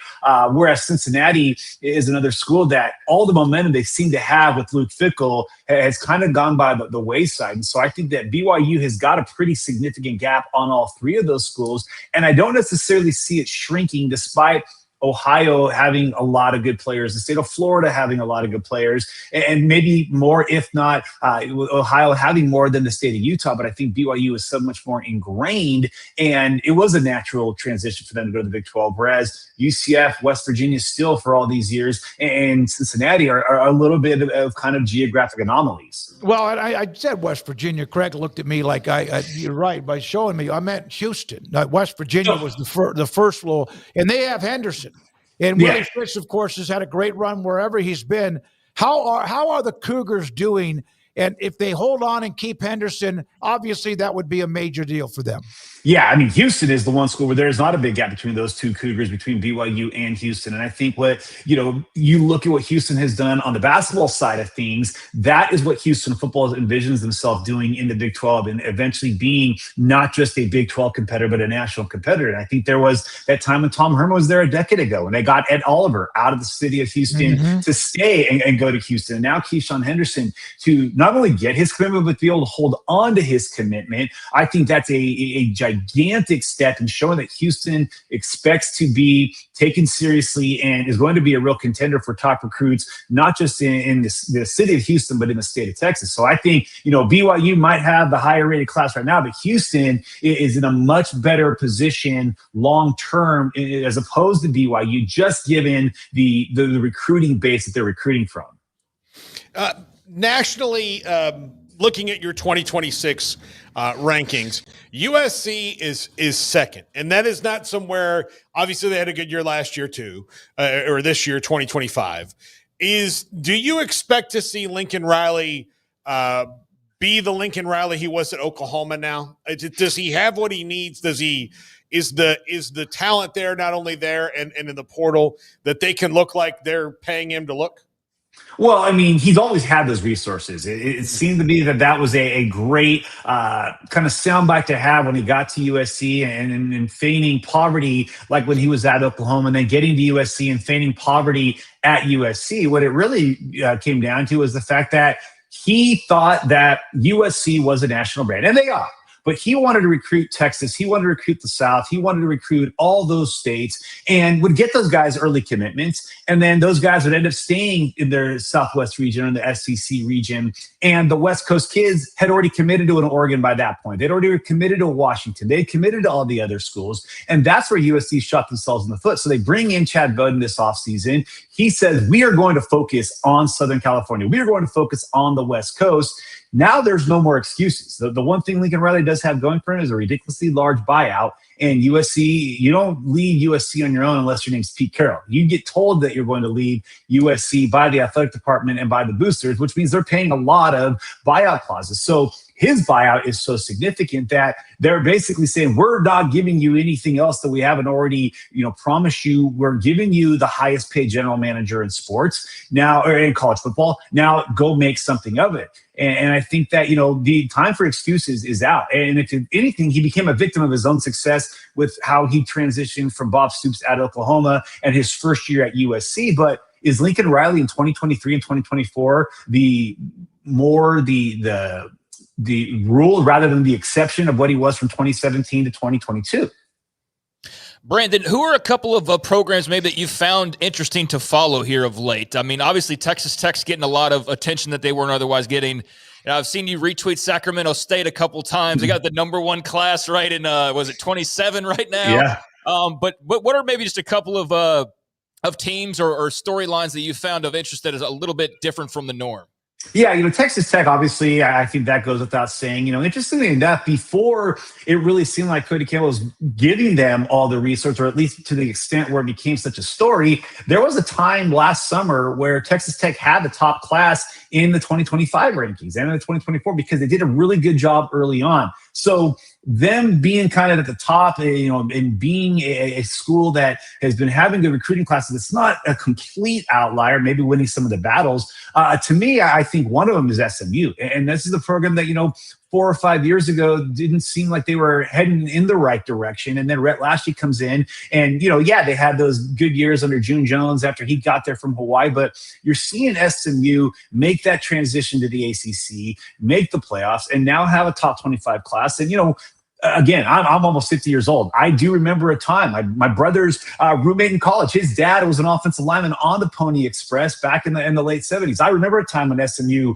was relevant in football, and then there was all those years in the wilderness themselves. But, to see them recruit at a top 20, 25 level, given all the other schools they're going up against in the state of Texas, is kind of just, I wouldn't say it's jarring, but they're one of those old Sesame Street, like one of these is not like the other. And I also think that if anybody had been watching UCLA football under Chip Kelly and his absolute allergy to recruiting, period, let alone recruiting high schoolers, to see them in the top 25 with Deshaun Foster at the helm has been kind of what UCLA fans had hoped that somebody could do going back to the Jim Moore years. So two schools that have had a proud history and a proud tradition, but then have had some pretty tough years recruiting-wise, and a lot of it being self-inflicted now with top 25 classes, but both in major markets. Brandon, I've seen this over the summer, but I've seen this before with recruiting. This is not any way to check you or question you or any of the sites, but how much does the program name, when they get a commitment, affect or change when they are committed to what would you call a non-blue blood program, and then they decommit? How much? You're right there in the middle of all that war room. Tell me what's said. I think you're always going to acknowledge that there is going to be maybe a PR type of spin to it. We saw it when another website dropped Ryder Lyons, who had been a 5-star, and he dropped pretty low. And then another quarterback moved up ahead of him who had been ranked a 3-star a month before and hadn't played a game in 6 months. So, yeah, you could say that they're that, but Keyshawn Henderson hasn't seen his ranking drop. Ed Oliver remained a 5-star. I mean, I think that the thing is, people want to nitpick that and say that, hey, if he would have been committed to this school, he would have been a highly rated player. Well, remind me of all this great success that Texas A&M has had on the field, and yet they were signing these big name classes and they haven't done anything on the field to back it. So I think it works both ways. We can fine comb tooth that there's a lot of schools that, their players all seem to be ranked, but then there are 3-stars that are significant parts of the Alabama team, of the Ohio State teams, of the Michigan teams, the Georgia teams, the last 2 national champions. There have been guys that weren't ranked high, and there's, I think, this feeling that, if he goes there, I think the famous phrase is the Bama bump. Well, there's a lot of guys that on that Bama roster that weren't ranked high. I just think that some become so glaring, but I think in this day and age now, you're seeing elite players go to the schools that aren't the traditional blue bloods because of opportunities, whether it be in NIL, whether it be in potentially putting themselves in the NFL. I think, the game is evening out, and that's how you end up with an Indiana and an SMU and an Arizona State in the 12-team playoff in year one. Brandon, I was talking to a high school buddy of mine who's a coach, high school coach down in Florida now. We were in Florida when we were there, but in high school. But he's a coach, and he said that there are a lot of weird, like the how much they can have contact, which is even less than it is here in Texas. The way that they allow them to have summer weights, the way that they kind of legislate everything. The FHSAA has put really restrictive rules on coaching and development and all these things. And he thinks he's seen the level of talent drop a little bit than it was, say, 20 years ago in Florida. Have you seen that? I have, in the sense that there's still some elite players, but a lot of those times those elite players end up at IMG from other states. Mm-hmm. I think what you're seeing is Georgia is getting a lot of those players that would have traditionally gone down to Florida. We've seen the Big Three become the Big Four. And, I say this as a born and bred Southern Californian and native and high school football player in Southern California. You could convince me that California has dropped to 4th, despite with the numbers having still more players in the state of Georgia is signing and getting onto college. Just because of the population, California has dipped to 4th. And I think Florida is trending in that direction as well, where you're seeing a lot of super holdbacks. And then you're seeing those guys get to college, and the main thing wasn't the main thing anymore. And now schools are saying, hey, is it worth taking on the headaches and all the other stuff that comes with it? We can go get a dog out of Georgia or Texas, or go into Louisiana, or go into Nevada and Utah, and to some of the regions maybe we didn't go before. And then I also see that with some states where it's becoming more difficult to afford living, like California, you're seeing an increase in talent in Arizona and Nevada and Utah because people are leaving California. And I think Florida is suffering from that same thing, where there's going to be a lot of talent. You want to, plant a flag in the state of Florida, but Miami, Florida, and Florida State are no longer relying on just kids from in the state. And I think that now kids are saying, well, I don't have to be here. It's not necessarily giving me an advantage over other states. And here comes Georgia, seeing their talent level rise, their numbers rise. And I think Georgia has been kind of Florida's problem. Yeah, no question. There was a time when Florida schools weren't very good because everybody was raiding the state. Then all of a sudden they put walls around it, and that's when all three of them had a jump. Not New Orleans, but Louisiana, without question, big bang for your buck as far as pound for pound. Arizona's on the rise, you mentioned. Who else would you say pound for pound, like a Louisiana, is sneaky deep with talent? Yeah, I think Mississippi has always been one of those states where I think the numbers have shown something like, per capita, Mississippi has like the highest level of talent outside of Louisiana in terms of the amount of high school football players who then end up signing. Louisiana is obviously one of those unique states in which there's only one Power 4 school in the state. And then you've got Tulane, you've got Louisiana Monroe, Louisiana Lafayette, but LSU just dominates. They have no peer when it comes to their state. And so I think that's why, LSU has been so dominant, about why you're also seeing schools try to make Louisiana a stomping ground for them, where they want to set their flagpoles up. So I think Mississippi is kind of right there where, you got Ole Miss, Mississippi State, and then you got Southern Miss. But, Ole Miss is able to recruit on a national level. Mississippi State's always been about evaluating their own in-state talent really well. So I think that, those two states, and then, again, I know we talked a little bit about Utah earlier, but Utah is a state that I'm seeing a real increase. It's funny because when COVID hit, one of the reasons that Jackson Dart became one of the most recruited quarterbacks in the country, and it's probably part of the reason why Zach Wilson went number 2 in the draft, is if you remember, BYU was the only one that was playing football out west because they were an independent early in the season. Well, Utah started playing high school football in August that season, while California, Oregon, and Washington didn't play until the spring. Nevada canceled the majority of their season. Hawaii didn't play. And families were leaving Hawaii to go to Utah. Families were leaving Nevada to go to Utah so that their kids can play. And now we're starting to see, we debuted our top 100 players for 2028, and Utah has 3 players in the top 100, which I think is the most they've had in the debut rankings in a number of years. And so you're seeing Utah, which people thought when you get to Utah, it was just for the big boys. It was for the offensive lineman and defensive lineman. We're seeing quarterbacks. We're seeing running backs. We're seeing receivers. We're seeing linebackers. We're seeing DBs that are high school football players in the state of Utah that are going on and flourishing in college football and then beyond. And so Utah's kind of that other state, which I think the Big 12 schools like. Hey, we saw Opawika went to Baylor after transferring from LSU and became a force in the middle for Dave Aranda's defense. And I think, this year, Kai Wesley out of Utah as well, from Timpview High School, right there at Orem High School, right there in the backyard of BYU and Utah, headed to Baylor. So you're seeing more and more schools saying, hey, we could go recruit Utah. Those kids want to leave the state too. It's not just for BYU and Utah.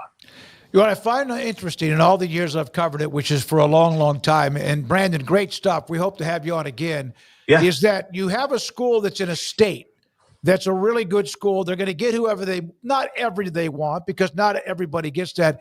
But they say, we don't want you leaving our state, and yet they have to go outside the state themselves to get better players. It's kind of not hypocritical, but it is a little bit interesting. I live in Seattle for another 2 weeks, and I'm moving to Arizona, which is why there's probably a little bit of an echo. My walls are bare, but it's been fascinating. It's been fascinating with the University of Washington, where this state has, the fan base has always been. UCLA and USC were losing players from Southern California since the beginning of time. Cal and Stanford have been losing players from the Bay Area from the beginning of time. Arizona and Arizona State, the big knock on coaches for the last 20, 30 years is their inability to keep the local players. But Washington made it to the national championship game 2 years ago with a lot of players that weren't from their backyard. And so, it's been funny that most states and most schools have realized this game is no longer regional. All right. It's not about playing right in front of mom and dad. Now you got schools that part of your NIL deal is making sure that mom and dad have 4 tickets and hotels to every game, home and away. So it's now just as easy to get on an airplane and fly to your game across the country than it is to drive to your game in your backyard. Every game's televised. Every game is streamed. So you're now seeing more and more schools saying, hey, if the game isn't regional, if the game is national, let's let our recruiting be national. Let's not just recruit our backyard. The problem is, and I talked about it with Lincoln Riley earlier, if you don't keep the local kids warm and you go chase the national guys, when you strike out on them, you can't just come back to those local kids and say, hey, no, we really wanted you all along. They knew that you didn't want them in the first place, and those national schools recruiting you. So I think fan bases are now starting to realize, yeah, we'd love to have the local kid who dreamed of playing for us, but we also want that really good kid that we may not have recruited 10 years ago when the game was more regional. We now have a chance to go across the country and get a player that we wouldn't have even thought of recruiting. We wouldn't even send a letter to a decade ago to now say, hey, half of our roster comes from outside these state walls. And I think as the game continues to become a national game, and you see these very janky geographic conferences anymore, it's even becoming more so that you can't just recruit local. You have to recruit nationally, and you need to stop worrying about the walls. Hey, man, thank you very much. Brandon Huffman, 247 CBS Sports. Garrett Ross, by the way, does work with 247 Sports and coverage of Baylor. Thank you very much for your time. Great to have you on. An example, if you take Texas and A&M, 42 commitments, how many of those 42 combined do you think are from the state of Texas? 28. 19. Oh. 19. So 10 of 21 for UT, 9 of 21 for A&M. So they have branched out. They say, hey, stay in state, but you have to also look because other states that have great production and talent, and specifically at certain positions depending on the state. Well, he said it. I mean, the schools that were winning national titles back in the 90s weren't afraid to go into the places they wanted and snipe a couple, and that's been happening in Texas a lot. All the schools in Texas, but they kind of refused to fight fire with fire. You know, it was just like, well, we've got all we need here. No. This is war, man. No. Like, you got to go to Georgia. Texas has gone into Georgia and taken a couple, or Florida. So like if you're A&M and you're recruiting all these guys in Texas, and then Florida comes in and takes your quarterback, you know what you do? You go to Florida. You go down to Orlando, you go to Tampa, and you throw everything you can at that guy, because then you can kind of like make it even. Yeah, coming up next, we'll hear from Sam Herder, good friend of ours who covers FCS football. We are 365 Sports. Next, Sam Herder, back in a moment. I began my day as I do most every day at Waco Regional Tennis and Fitness. And this morning I was like on my way to the gym, which is not a very long drive. I was like, what am I going to do today? I can't run as much. In fact, hardly at all because of my hip. It's just enough to where it's sore. It's not painful. So today I got on the treadmill at a high incline at a pretty nice pace. And I walked for 30 minutes until there was a pretty good sweat going. Then I went outside and I did just a lap around the big, huge parking lot where I walked and jogged, but I didn't jog very long, but just enough to get some sun, smell the fresh air to get the day going, have some thoughts go through my mind. What do we have today? And then on top of that, just a little bit of weights. I don't pump heavy iron. Never really have, but I had enough weight work where I'll feel sore tomorrow. It was a great way to start the day. And I hope that you have an opportunity to one day do that if you're not doing it already. Start your day, or at some point go by and get in a great workout. From group exercise classes and personal trainers to you do what you do at Waco Regional Tennis and Fitness on Lakeshore Drive in Waco. Alan Samuels House of Travel is a full-service travel agency with highly experienced travel consultants plus support staff with over a combined 150 years in the travel business. They are ready to take care of any travel situation for you, your family, and your business, and with the kind of knowledge to complete a seamless itinerary trip start to finish. They will search for the best deal to accommodate your budget, from air to cars, ship to shore, hotel, and even meeting space. Name a destination and they've been there. They know the places to go, and international and missionary travel is one of their unique specialties. Alan Samuels House of Travel, celebrating 50 years in business. Call Connie, Sherry, Linda, or Bambi at 254-776-2560, or find them on Facebook or at houseoftravelwaco.com.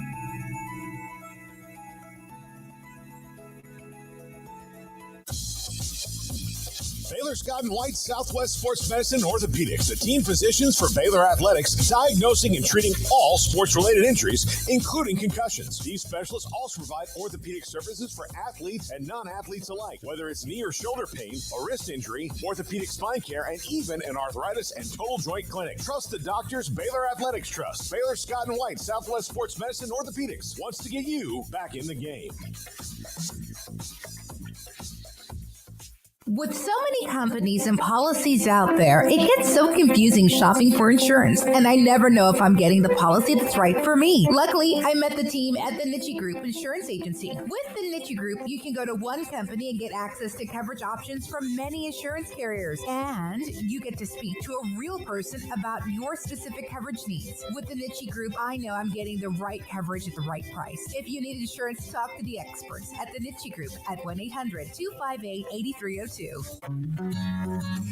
Established in 2007 and independently owned, Alliance Bank Central Texas is committed to helping families and businesses meet their financial goals. From their tellers to their board of directors, they know the importance of superior service and competitive products. Customers have confidence knowing that their financial needs are in good hands. It's your bank, Alliance Bank Central Texas, with 2 Waco locations, 4721 Bosque Boulevard and 191 Archway Drive on Highway 84, and at AllianceBankTexas.com. Member FDIC and Equal Housing Lender. Want to send a message to the show? Jump in the Rudy's Country Store and Barbecue chat room. Here we go, 365 Sports. Brandon Rowe, Garrett Ross, Andrew Valade helping run the mothership. We appreciate it. There's our great friend, not Brandon, got the wrong name up right now, Brandon, on the screen. This is Sam Herder. There we are, FCS analyst and more.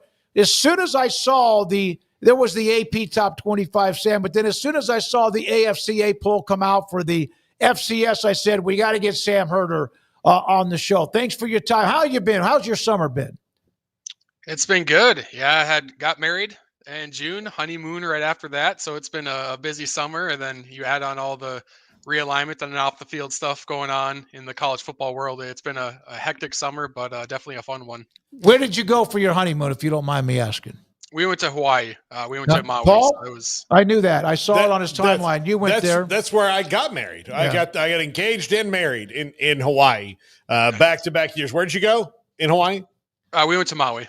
Maui, yeah, that's where I honeymooned as well. So, Nice. love Maui.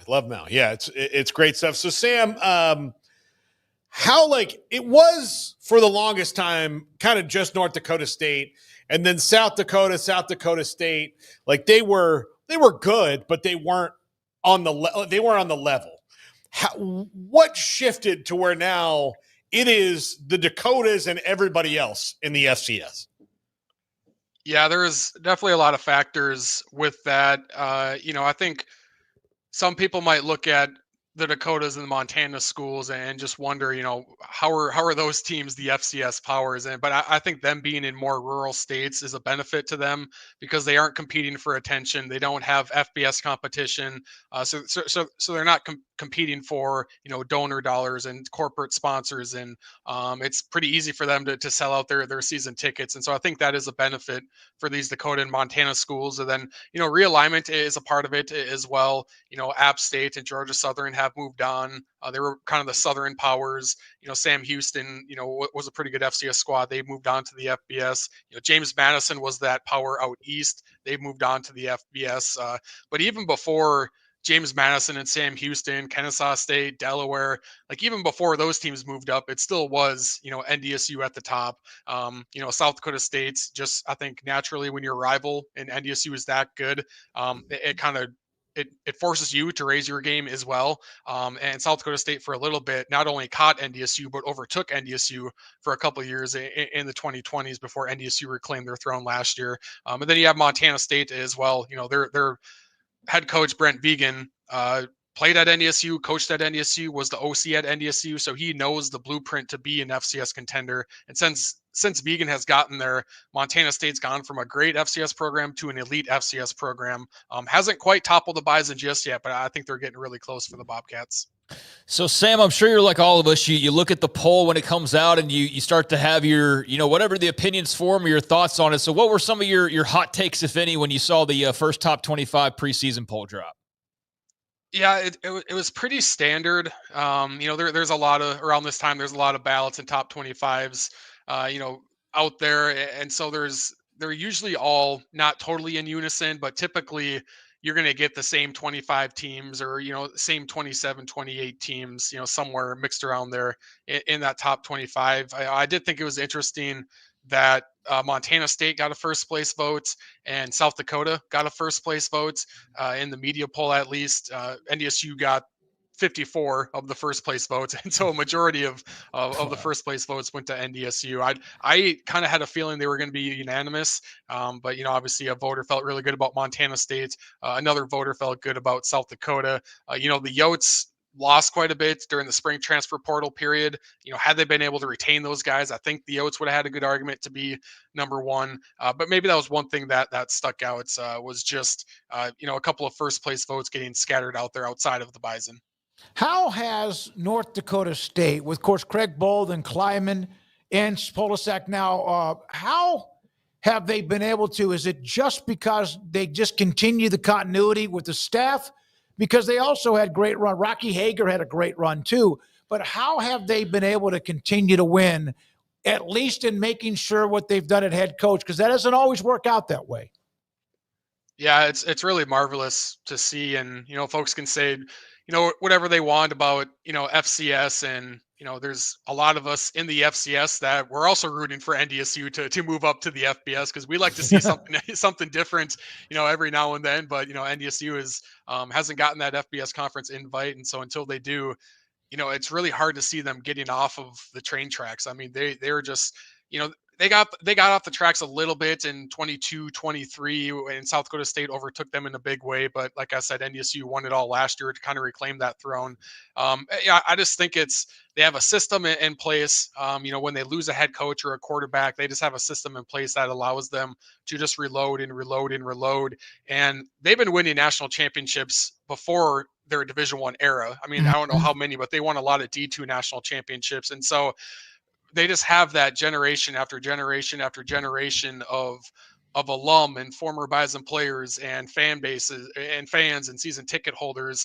And when you don't have a whole lot of competition around you, I mean, NDSU is the NFL team. And so the expectation is to be the best team in the FCS. And so whether it's, internally, how the athletic department funds things for NDSU, whether it's externally, the corporate sponsors stepping up, the big boosters stepping up when, a new indoor practice facility needs to be built, or, the new locker room needs to be built, or, hey, we're going to lose, we're close to losing Bryce Lance to a Power 4 NIL deal. Like, hey, we need some NIL money. Let's get this going. And then they fund that money in 48 hours and they're able to keep a future NFL draft pick like Bryce Lance. They just have so much resources at their disposal that, frankly, a lot of Group of 5 schools would love to have the resources that NDSU has. And so there's a lot of factors there with NDSU being able to reload year after year.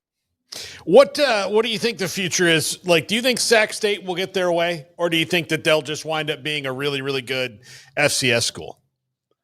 Well, that's been quite the thing to follow, because I was definitely drinking the Sac State Kool-Aid from January through May. The president was very outspoken and was publicly promising that they're going to be FBS. And so I took that as, okay, he must know that the Division I Council is going to approve this, or else why would you be promising something if you don't know for sure you can deliver? And then once the FBS Oversight Committee gave the recommendation of, hey, let's not allow this FBS independent waiver, I think it was like 2 weeks later, the D1 Council met. Like, we already knew the D1 Council was also going to deny the waiver. And so now I don't know where Sac State goes from here. Their only known pathway to get into the FBS is blocked, unless they get a conference invite. But I don't think the Pac-12 is interested. I don't think the Mountain West is interested. Conference USA maybe, but I don't know if they would really want to stretch from Delaware down to Texas and into California. And so, and even before the D1 Council decision was made, they already decided to leave the Big Sky.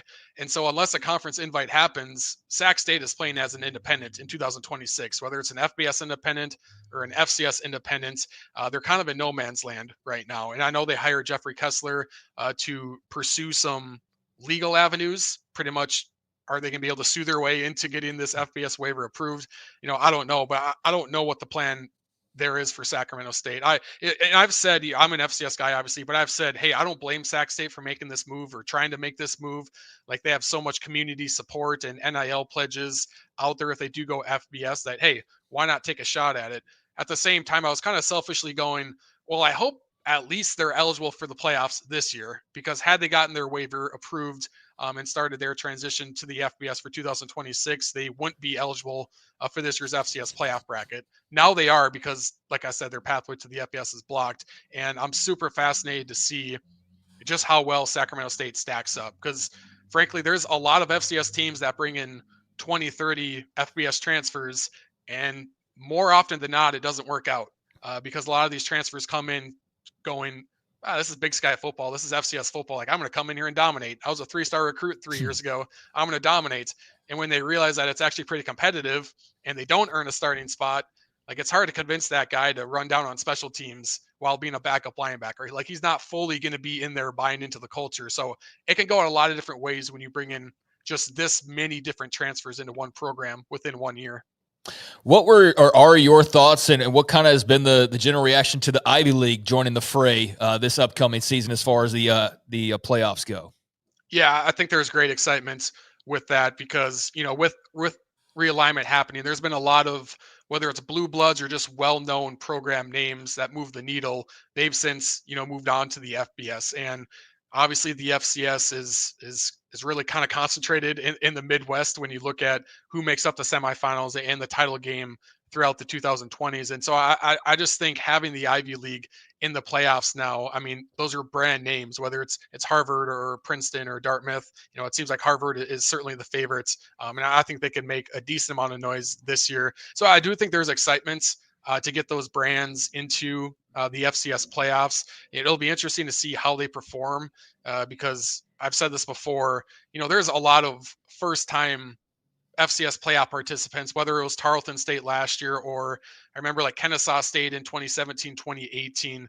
Like, they come into the FCS playoff bracket with high expectations to make a lot of noise. But until you see it, you don't exactly know how high that bar is to knock off a team like South Dakota or Montana State or North Dakota State. And so a part of me kind of feels that the Ivy League champion is going to go in the playoffs. They might win one game. Maybe they make it to the quarterfinals, but once they get thrown to the wolves and they play one of these flyover state teams, they're going to say, oh, okay, this is what it takes to be an FCS national title contender. And maybe they put a little bit more resources in the football. They recruit a little bit differently. They get more depth on the offensive and defensive lines. I've heard coaches say that plenty of times. We didn't know what we didn't know until we saw it. And then we go, okay, that's what we need to be on their level. Yeah, you want a piece of us? Okay. Yeah. You know what I think is going to happen with the Ivy Leagues early on? Like, every movie you've seen with like the snobby like school, and then they play like the upstart kids from the little town. Like, that's good. Like, or they're going to go and they're going to be like, hey, Rickerson, you're from North Dakota. Tell us how it's like. And then he's going to try to do that. But then they're going to go somewhere and they're going to be like, oh, this is not Boston, man. This is totally different. Yeah. And these people are nuts. Like, that's the other thing I think that they may not, Harvard fans, like Ivy League fans, I'm sure they're fine. They're great. I mean, they support it, but there's a whole different level of something going on when you're in the middle of a state where you're in the middle of cornfields and not in a big city. Yeah. I mean, I hope that Harvard goes to Missoula, Montana, in finals this year. And a lot of Harvard people go to Montana to check out this game and they're going to be like, is this the SEC? Like, what? These guys are crazy. Like, it is absolutely madness here. So that's what makes it exciting, because there is, potentially some new matchups that we've never seen before. I mean, I would love NSU to play Princeton or Montana State to play Harvard, or UIW plays Dartmouth. Like, those are fun potential matchups that we could be seeing now. Hey, one more thing, Sam. The realignment, you brought that up. A lot of it, the attentions with the FBS, with what's happened with all of the Power 4 conferences, but it looks like the FCS is just as volatile. Is that correct? Yeah, there's just so much movement going on, whether it is FCS to FCS. I mean, just today I broke the news that Tennessee Tech is heading to the SoCon. And I mean, and the SoCon has kind of been a consistent one of the rare consistent Division I conferences where they just haven't had member movement, a whole lot. And so for them to add a program like Tennessee Tech, who is definitely on the rise, football wise, I definitely think was a strong move. And, there's just so many, like the Big Sky added a couple teams from the UAC. So there's definitely a lot of FCS to FCS movements. I know there's, that upcoming moratorium on D2 schools moving up to D1. And so I think you could potentially see a few D2 schools, try to push sooner than later to beat that moratorium and get into Division One. And then of course there's always the FCS to FBS.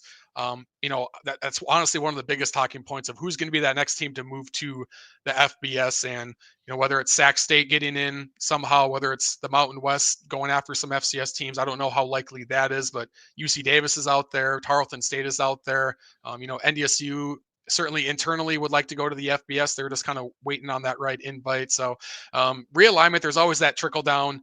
And it seems like, things happen in the FBS and then it trickles down into the group of five, and then the group of five plucks each other, and then they have to go into the Conference USA and add a couple teams from the Conference USA. And then Conference USA is sitting there going, all right, I guess we got to add a couple more FCS teams. And then that trickles down into the FCS. And it's still crazy how the Texas-Oklahoma decision, the amount of trickle down that has had, and just the different tentacles on how many different conferences that ended up impacting is, I hope someone like creates a graphic that shows like that those two making a move, then that went here, that went here, that went here, that went down to the FCS, and that spread across the FCS. It's just wild how realignment really hasn't stopped throughout the 2020s. Thank you, Sam. Appreciate it. Anytime we have FCS, we come to you, and we appreciate your time. Sam Herder with us, Heroes Network, who covers FCS football on with 365 Sports. Brian Fisher, SI.com. He joins us. I've known Brian for quite some time. He's been covering sports and more for the longest of time.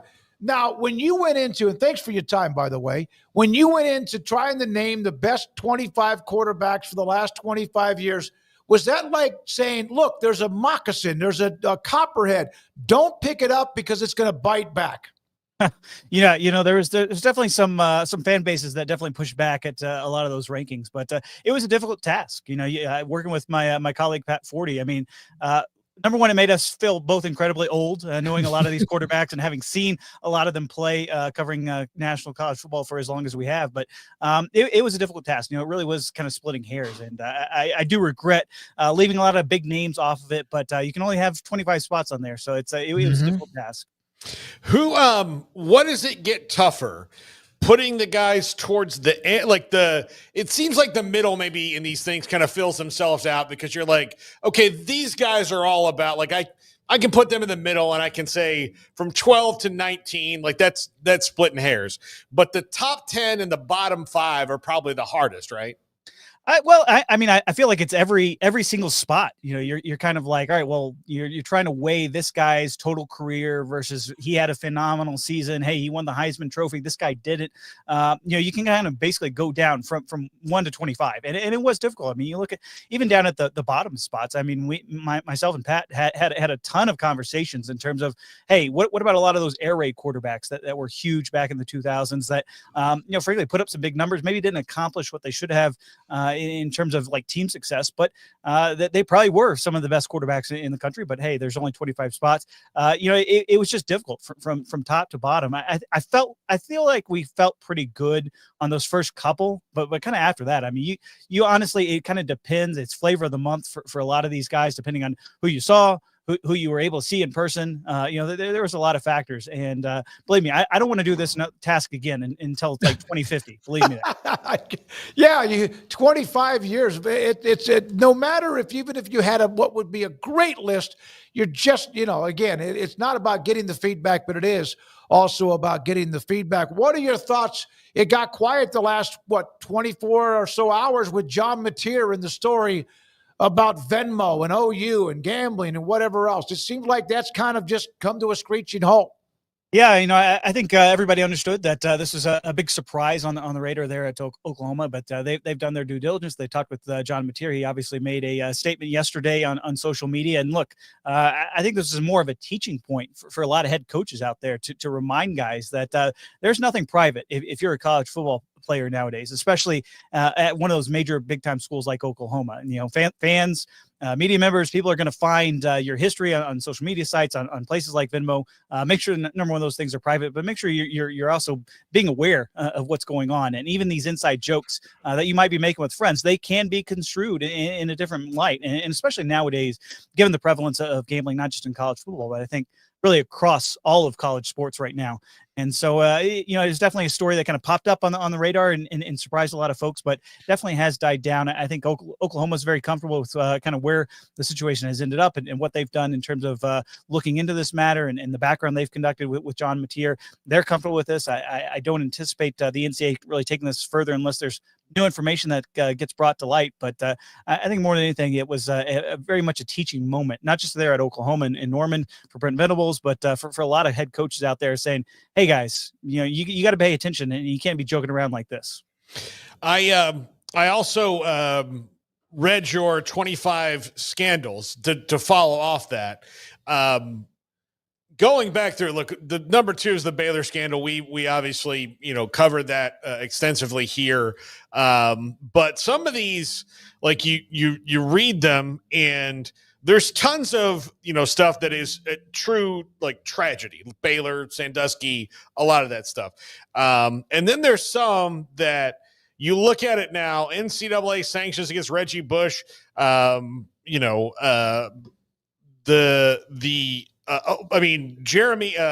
Pruitt, for God's sakes, is suing the NCAA for $100 million because he's dropping cash off in Chick-fil-A bags. When you went through that, what was the most intriguing part of like making sure you stacked all those up? And also, there's always at least one. So you had at least one scandal a year. So I'm sure you didn't lack for content there. No, I mean, I think there's like the funny thing about this one. This was maybe the one that generated the most back and forth between me and Pat Forty, just going over these scandals. How do you compare things? Like, I mean, they were all so different. That's the one thing about college sports is, as diverse as this sport has become. The scandals are flow through that. There are some very serious ones, like number one in the Jerry Sandusky case in Penn State. We obviously put that one number one. I think everybody understands that was kind of almost a different level of scandal in college sports when it happened. But you are splitting hairs at some of the other ones. I mean, some of them were certainly hilarious. Some of them were kind of funny in retrospect, given the impact they had on the programs. But some of them were extremely serious, and it was definitely difficult as you get through that list. I mean, there was dozens upon dozens that when we kind of first came up with our initial list, we kind of had to cut and go down the list. But this is actually a really fun trip down memory lane, but it was maybe the most difficult thing that generated the most discussion between Pat and I in terms of how do we order this? Because it's such a weird thing to order scandals. But I feel like we felt pretty comfortable with where we ended up with a lot of these. So, Brian, you've been pumping out the content because we could do like a whole interview on just on stories you've dropped in like the last week, man. I mean, we could do a whole interview just on one individual story. But you also took a look at the Big 12, and we cover it on a pretty much daily basis. And we have no idea what the hell to expect this year. I don't think or really anybody does. Like, there's going to be some Arizona States and Kansas States that are pretty good, but where do you begin in trying to figure out and sort of, identify things when it comes to the Big 12 conference? Well, I start flipping some coins because I think that's the pretty much the nature of the league. And we saw that last year. And it was not just the story surrounding Arizona State in terms of going from 16th in the preseason poll to winning the league. I mean, every single game was super competitive down to the end. It seemed like it was a play or two in the fourth quarter that ultimately decided a lot of these outcomes. And frankly, when you have that as your backdrop coming into the year and you have a lot of returning starters at a lot of teams across the country, I mean, I think probably maybe outside the SEC that this might be the league that returns the most returning production from last year. So this was competitive last year. It's probably going to take a step up this year. And it's really anybody's game. I think you do have to kind of look and sort out a lot of those schedules in terms of who's playing who at home. I think that definitely gives people an edge here or there. But, you might as well pick names out of hats. I mean, it is kind of crazy to think when you look up and down those teams, you could really make a case about anybody. I mean, even the teams that you can kind of think, oh, wait, they're more towards the bottom of the standings, like a Cincinnati, a Houston, and Arizona. Like, you can make a case. Not only could those teams, get to a bowl game, but they could actually do some real damage this year with what they've got coming back, what they learned, got out of the portal. So I think there's just so many tough coaches, so many tough environments in this league. It is going to be hard to make heads or tails of it. And frankly, you do kind of default there to Arizona State, given I think they have top 3 in the country in terms of returning starters. So this is a very good Arizona State team that we saw that a year ago. I expect them to kind of make another step in terms of consistency, but it really is anybody's game, and it should make for a fun road there down to Arlington to see who gets into the title game. Of the teams that you expect to be, and we're inside the top 10, Brian, is there somebody that's listed that you see as a danger zone that, man, they're getting too much? All of them are like they're all logos. Not all of them, but for the most part around that blue blood or in the blue blood. Is there anybody inside for the top 10 that you think, man, they're overmodulated right now as far as the ranking? Are you saying in the Big 12 or no, I'm sorry, in the top 25, the AP poll that was just released on Monday? Well, I mean, you look at the AP top 25. I mean, crazy as it is to think that this is the first time Texas has ever been the preseason number one. Still blows me away. Blows my mind. Even you go back to all the historic teams, not only just in terms of when Mac was there and consistently cranking out a lot of those top, double-digit win type of seasons, but you go back to the Darrell Royal teams even before that. I mean, I think a lot of people, and especially inside that fan base that listens to your show religiously, knows that Texas has a little bit of an underachiever. But to hear that stat definitely blew my mind. But I think you could probably make a case, to be honest, for really anybody kind of in that top 7, top 8, not just to be the number 1 team in the country, but to really have a great shot at winning the national title. I mean, it feels almost as wide open in college football nowadays going into this season.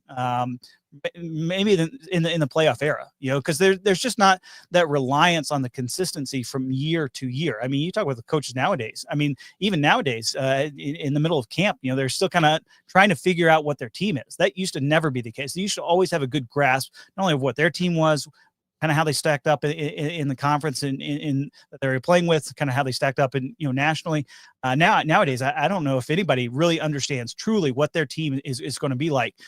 Sure, the Arizona States, the Illinois, those type of teams that return a lot of guys, maybe they have a better sense, but still, in this day and age of the transfer portal, in this day and age of where a lot of these games against these Power 4 opponents are going to come down to that fourth quarter, this could be a wild ride. And I'm not saying it's 2007 like in terms of being a wild ride, but we could get some chaos, especially in the top 10, because I think there is a lot of teams that can go out there and win a lot of football games. What was it, the stat that we heard from Brett McMurphy earlier in the week? We had him on, that there's always at least one team in the top 10 that ends up unranked. And then you look at this year's AP top 10, unless someone like Miami or I forgot one of the others that just blows us away, not very good, you say that's not going to happen. But yet again, last year was what? Florida State, among a couple of others. It happens every year.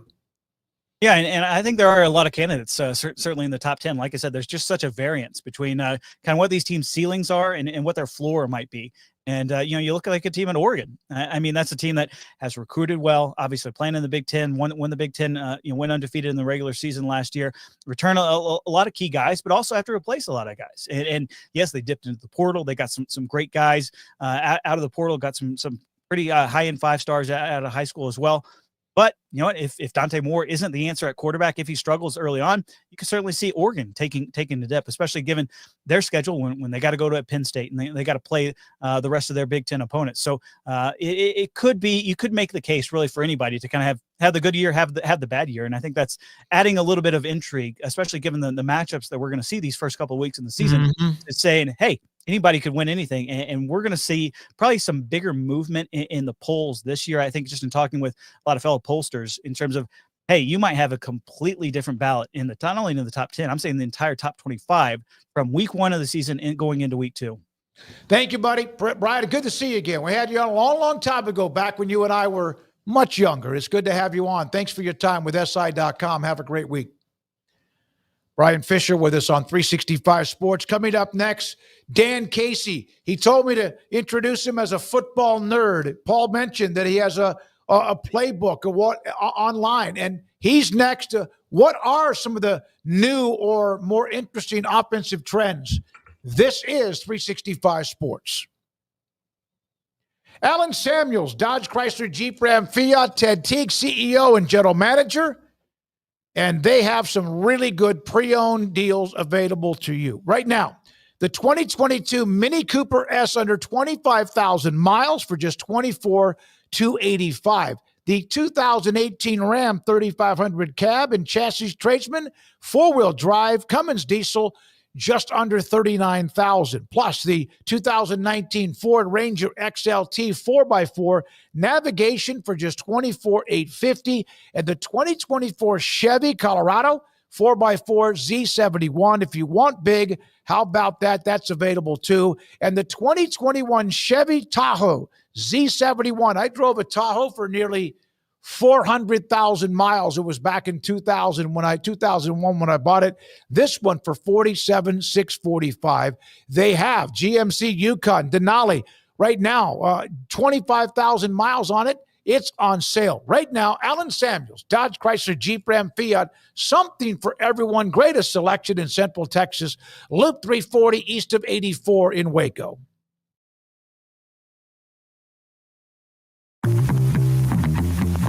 Automatic Chef is your local vending, office coffee, and micro market provider, delivering outstanding service to break rooms all over Central Texas for over 50 years. Automatic Chef brings the best products to your location at the best prices. With hundreds of choices in fresh food, coffee, snacks, and drinks, let Automatic Chef tailor a break room solution to your needs. Make break time great again with Automatic Chef. Automatic Chef Canteen, 6900 Imperial Drive in Waco, or online at automaticchef.com.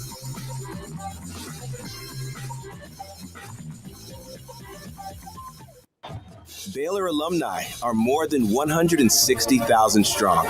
When we all join hands to support our university, we don't just move the needle, we move mountains. Working together, we create life-changing opportunities for students on the field, in the classroom, in the laboratory, and in life for generations to come. So get connected, get involved. Learn how at baylor.edu/alumni. There are 26 letters in the alphabet, over 600,000 words in the dictionary, and just 3 of them said together can change everything.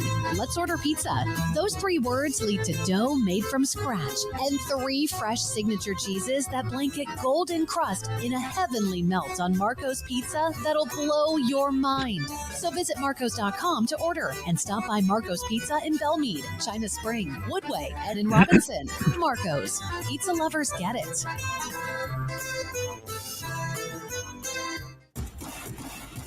Penny Clinic Men's Healthcare in Woodway is now proud to offer you men an exceptional weight management body sculpting product called semaglutide, also known as Ozempic or Wegovy. Semaglutide is an FDA-approved weight management medication. Once-a-week injections of this powerful medication offers an average body fat weight loss of 20% within the first year of treatment. In addition to body sculpting, semaglutide also normalizes blood sugars and has the clinical research proof of reducing blood pressure, cholesterol, stroke, and heart attack risk.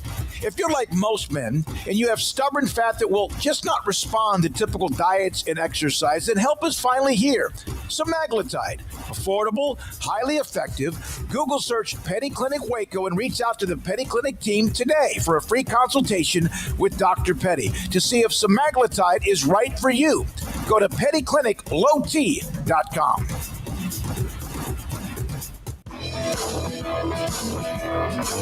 This is 365 Sports. Enjoying the show? Hit the like button and subscribe. I have watched the timeline of Coach Dan Casey for quite some time, reached out to him, and hell yeah, we got him on. We do, and we'll talk about many things. And yes, he does this. He's got the Play Caller podcast, and then offensive trends, etc., and then said, I'm a football nerd.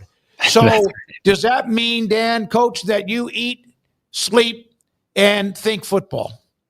Yeah, I would say so, man. I'm fortunate enough to be just watching football full time now. So it's you got to pinch myself sometimes. It's heaven for me, man. Every day I get to break film down, talk to coaches. So it's the good life. I can't complain. Dan, I've used your playbook on college football 25. I've not done it on 26 yet. Have you done one for 26? I did make one for 26.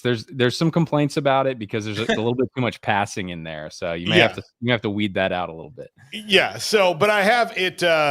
Look, it helped me win a national title, so I'm thrilled about that. But that's a large undertaking because you have to, based on the game, you kind of have to go through multiple offenses and teams and pull that. How long does it take? Yeah, so I mean, I'm fortunate that I usually get a little bit of a sneak peek at the game a little bit early, so I get to kind of sort through some things before everybody else kind of goes crazy on it. So I have like kind of an idea of what offenses are going to be cool based on who I've studied the past year in college football. And I mean, the guys over at EA do such a great job of staying as true as you possibly can without knowing the playbook to some of those offenses. So I really am able to kind of sort out friends of mine that have done some cool things, and it makes my work a little bit easier, but it usually takes me a couple days to put it all together.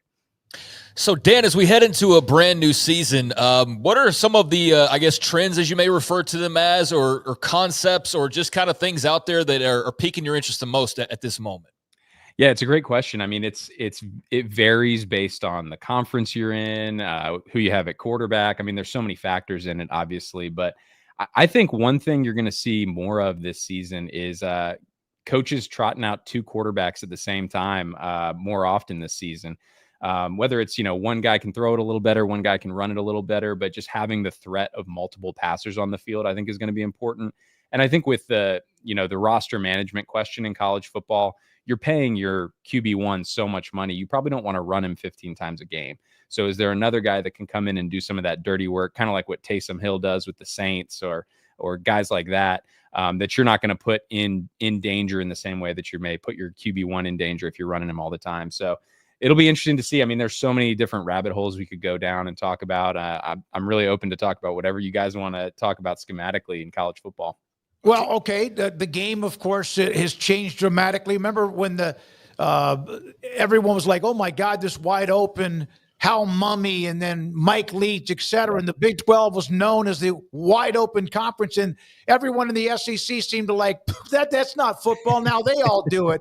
Did you see that coming, even when they kind of looked down at that offense back in the day?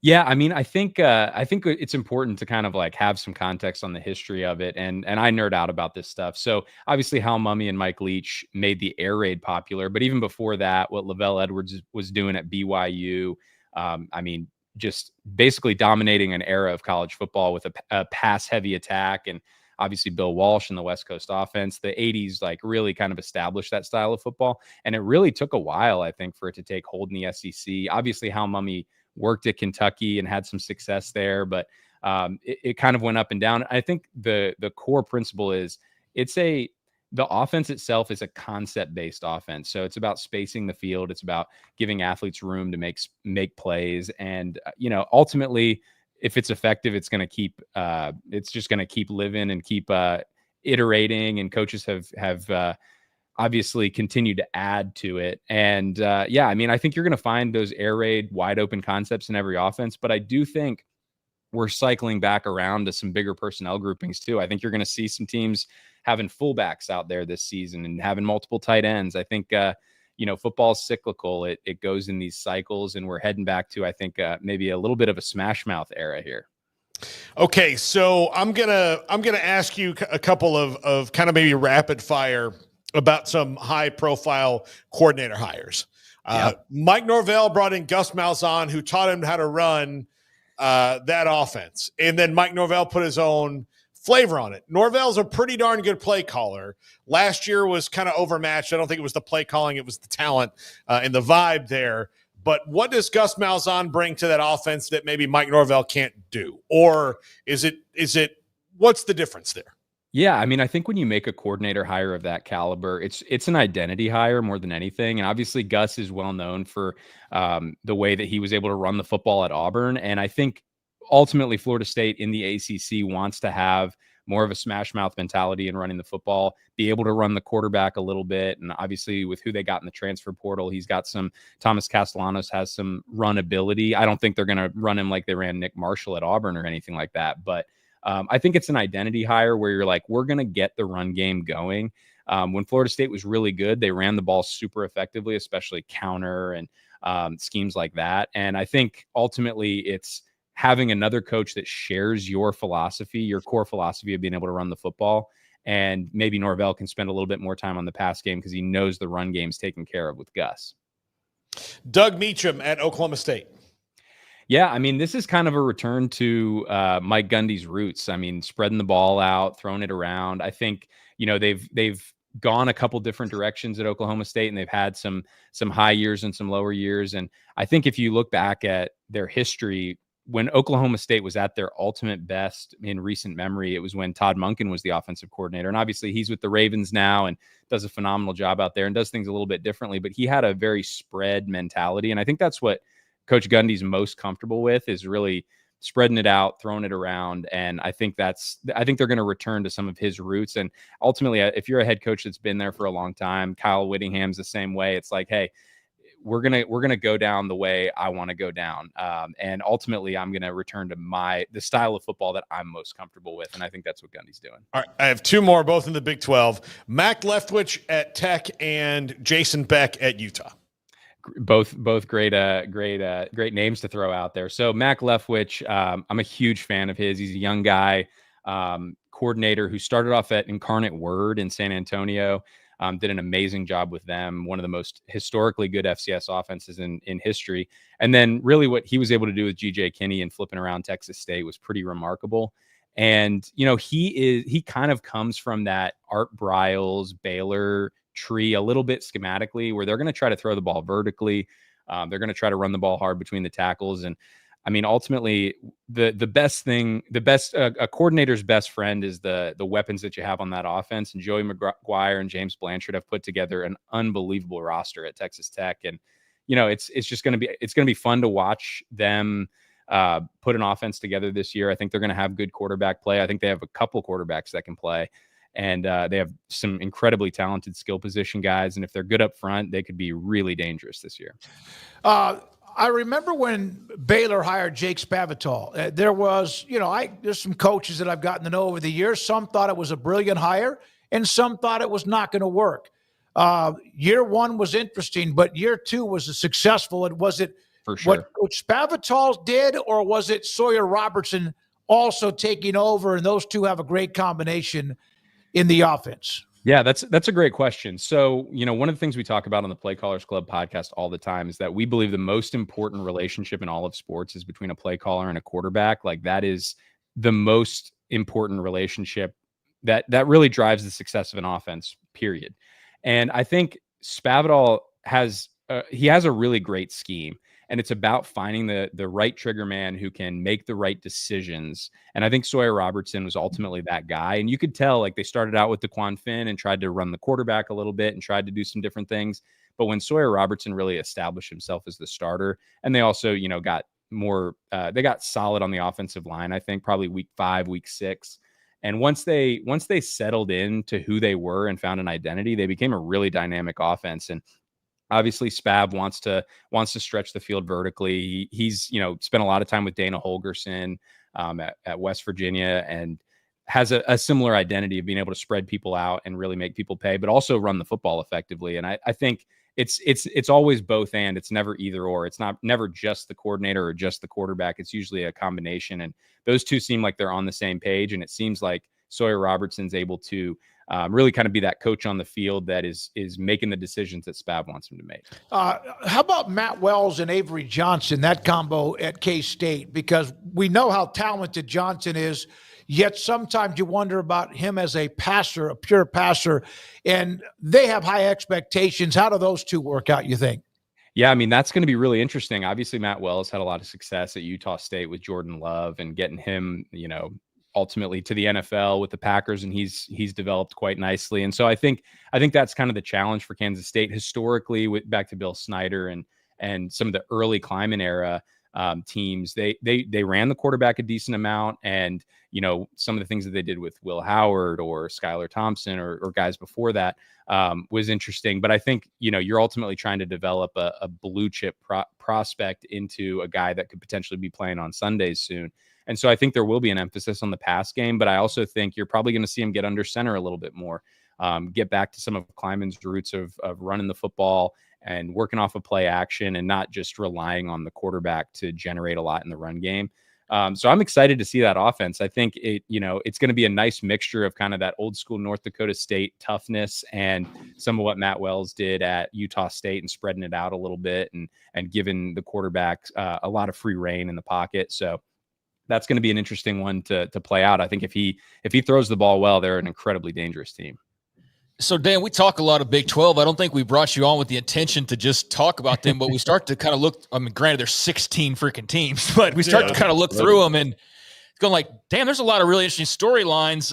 Kenny Dillingham. I mean, I don't want to ask you like who your favorite coach to follow these days is, because it's probably like picking a favorite child because there's just different flavors and everything. But how high is Kenny Dillingham on that list of just interesting offensive minds in college football, and how dynamic do you expect this ASU offense to be with the quarterback back this year?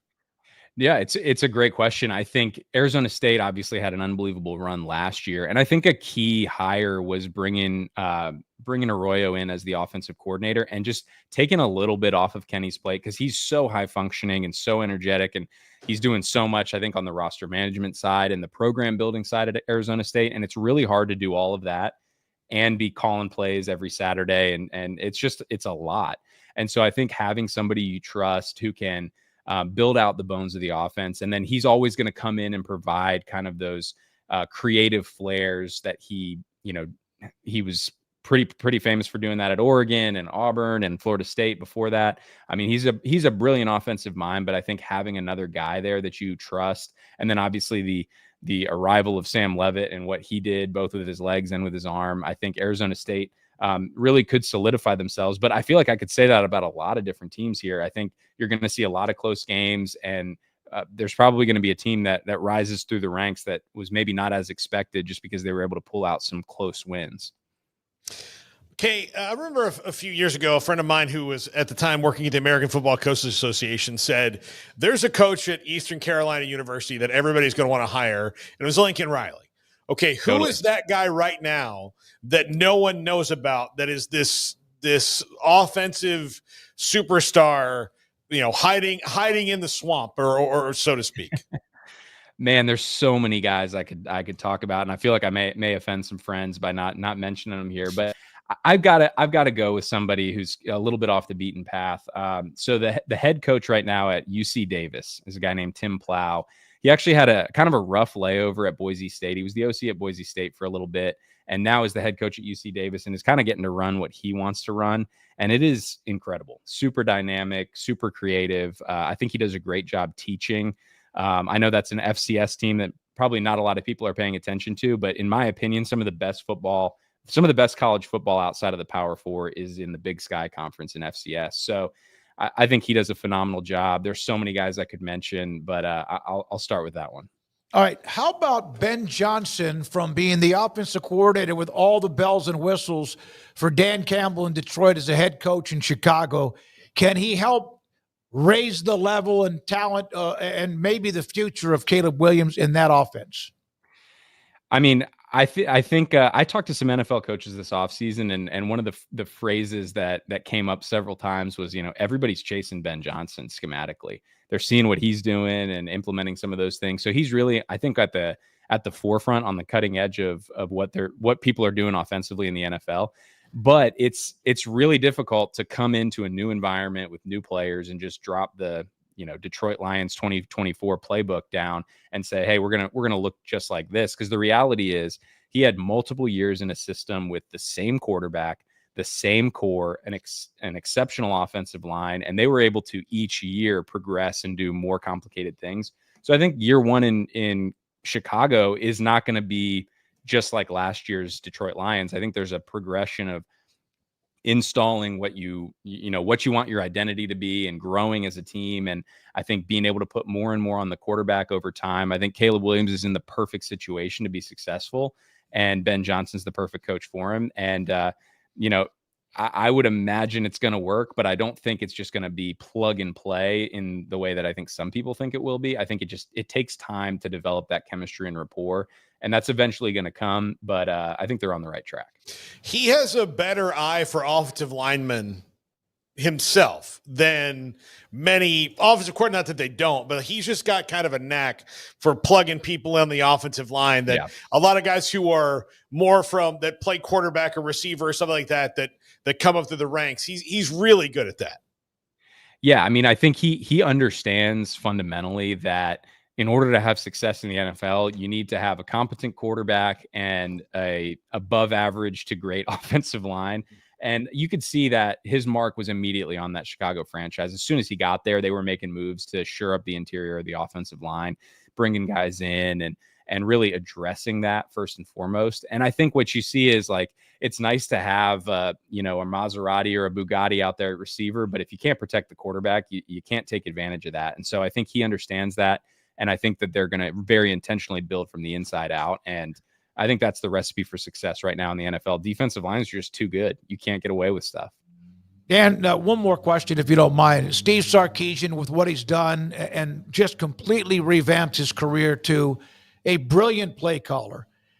Yet again, sometimes, like, for example, against Ohio State down in the red zone, which it does get more condensed. How good is he as a play caller and the respect you might have for what you've seen him do? Yeah, I mean, I think when you start off studying college football every offseason, and this is both the college guys and the NFL, the first guy they start with it's usually either Steve Sarkisian or Chip Kelly, depending on what your flavor is. And Sark does such an incredible job of scheming up concepts each week, and they execute really well. And obviously, I think some Texas fans were disappointed with the way the year ended, but I think it's also important to remember that they were dealing with some injuries at the quarterback position, and it restricted some mobility and really does pare down that play call sheet a little bit when you're dealing with that.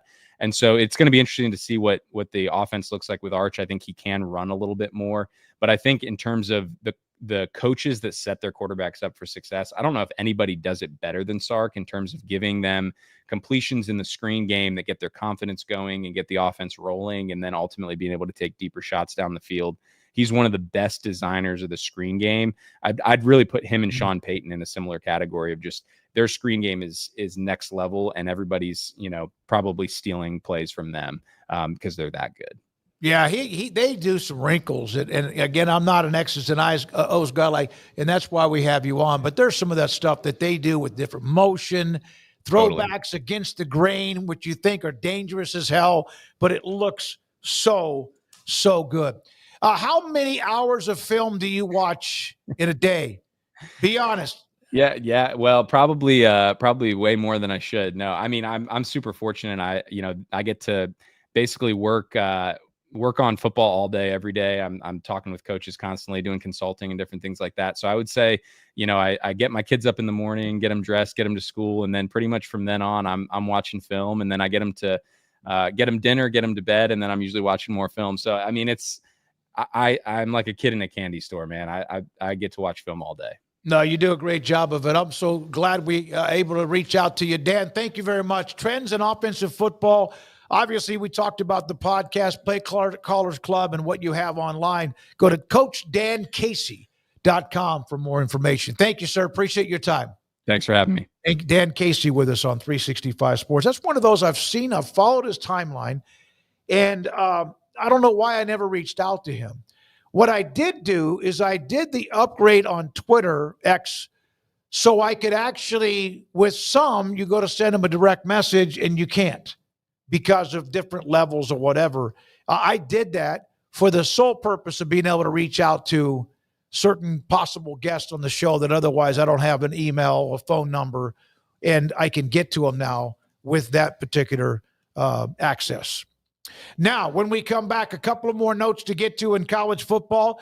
Thank you for your time. We do appreciate you all the time. If you have not subscribe to our channel. We would appreciate you doing that. And this is 365 Sports.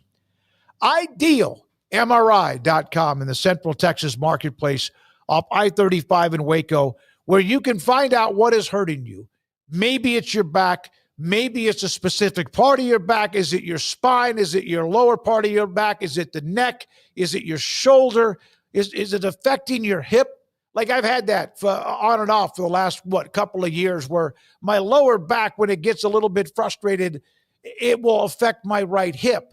If you have that can be something that an MRI can see. Your doctor would like a better look, a really close-up look, and they have state-of-the-art imaging machine, and I have been in it 4 different times. Maybe it's a knee. Maybe it's something else. Maybe you're trying to find out to make sure there's not something there. They can get all of that to you, and Dr. Rob Maxey and his partners ensure that also it will cost you no more than $497 every single time, when the average is $1,100 at idealmri.com. In our logo and advertising, we say we are people that you can count on. What does that mean? It starts with providing a quality vehicle and quality service at a fair price. But it also means we do what we say we will do, and we treat people fairly with respect. It starts by hiring great people, good local folks who work hard with a caring attitude. Our employees are the real reason we are people that you can count on. Put us to the test and see for yourself that at Richard Carr Motors, we are people you can count on. Parenting is full of surprises. You never know what to expect. So after our son was born, I called my Texas Farm Bureau insurance agent to set up a life insurance policy in case something happened to me. Sawyer is now 2. And we'll soon have a sister. There's no one else I would trust with protecting my family. Stop by and see our agents at one of our 3 McLennan County locations. Coverage and discounts are subject to qualifications and policy terms and may vary by situation. Developed by Startup Waco, a nonprofit organization, GXG is a program designed to support the entrepreneurial development of Baylor University student athletes through NIL activations. The program helps student athletes maximize their platforms and offers a comprehensive support system for them to create and grow new businesses that not only benefit themselves, but also uplift the local economy. Fans who wish to support student athletes can donate to GXG via the GXG NIL Fund, BaylorBears.com/GXG. Contributions to support NIL activations through GXG can be made at BaylorBears.com/GXG. For more information, follow at GXG_GreenXGold on social media and visit the official website www.gxg.startupwaco.com. GXG, empowering student athlete entrepreneurship and uplifting the local economy through NIL activations. Riverbend Liquor and Wine now has 2 locations to serve you. The original on Lakeshore Drive at North 19th Street and the brand new spot in downtown Waco at 600 Franklin Avenue. If you're looking for the best in craft beers or local Texas bourbons, then the original is the place to be. And for the latest trends and online phenomenons, head downtown to the Franklin location. Either way, you're going to get the same great variety, customer service, and speedy experience. Check out both locations on their Facebook and Instagram pages, Riverbend Liquor and Wine, Lakeshore Drive at North 19th Street, and now downtown on Franklin Avenue.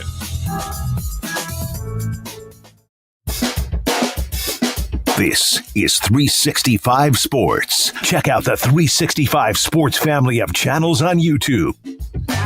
By the way, on Dan Casey, if you go to his website, CoachDanCasey.com, he has a daily email that curating the top designs in offensive football. It's kind of like a newsletter that you can go there and subscribe to that. And that is on Coach Dan Casey. He's young guy on Casey.com. Now, some other football notes. Yesterday we had Brett McMurphy. Monday we had on the show. He had the most overrated teams. And then we also we're going to look at the most underrated teams. And I think it's a different graphic. No, I mean, he just mentions that BYU. Okay. Okay. So BYU has been the nation's most underrated program. Craig brought that up, but there's actually an image of the top 5 most underrated teams since 2014. You can take that down now if you want to, Brendan. I sent a different tweet, but that's okay. BYU is 1, Northwestern 2, Boise State 3. I didn't know they're most underrated because they're always in that. They're always rated 25th, and they finish 10th or 9th or 12th. TCU, the Frogs. How you do that at number 4. Iowa. You hear a lot of things about it, but Iowa, every year there's always like, hey, and they always end up going 8, 9, 10 wins at 5. Indiana, this has to be from last year with what happened with Cignetti at 6. Cincinnati, 7. I'll do the top 10. I don't know how this is the case. This is since 2014, which would have been, when was Dak at Mississippi State? Then. Number 8, Mississippi State. Arizona State, 9. That makes sense just with a big jump from a year ago. And SMU at number 10. I would like you to go to what I believe is number 18 on that list. It is Memphis. Okay, no. Where's Oklahoma State? They're in the teens. They're number 17. 17. Oklahoma State is number 17 on the list. Now, Mike Gundy, you would think that they would be higher on the list because every time nobody expects something of them, they win. Mm-hmm. But the reason they're a little lower on the list is every time somebody expects something from them, they dip a little bit. Maybe not as severe. You mean like as last they're year. A&M junior? Yeah, exactly. They're that, like, they defy the odds way more than A&M doesn't ever defy the odds. Oklahoma State and Mike Gundy have that ability to defy the odds, and that's what puts them at 17. But they've got a couple of those, like especially last year, where they just – I mean, last year was the coup de grace of it. Yeah. But they had, a couple of years ago when they had the Spencer Sanders get hurt, and then like the whole kickoff team was walk-ons because they were just out of special teams players and all of these different things that happened to them. They have those years too, which pulls them from where I thought they would be in the top 10 to 17. Yeah, and they're always, they had that stretch where last year was what they hope was the exception. There are a couple other teams in the top 25. Houston, 16. Tulane, 14. Arizona, 19. They may have gotten a bump just off of 2 years ago with Fish, with that the year that they had the big run, and then, of course, he left. UCF, 12. So there's a lot of teams. You have Arizona State, TCU, UCF, Houston, Oklahoma State, and Arizona, all from the Big 12, who are among the top, or BYU, too, a part of the top most underrated teams in college. Since 2014 AP preseason poll. That's from Brett McMurphy.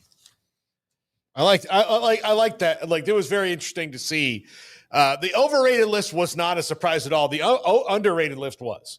There was nobody on the overrated list where I was like, oh, yeah, I guess they are. No, it was just where they fell on that list.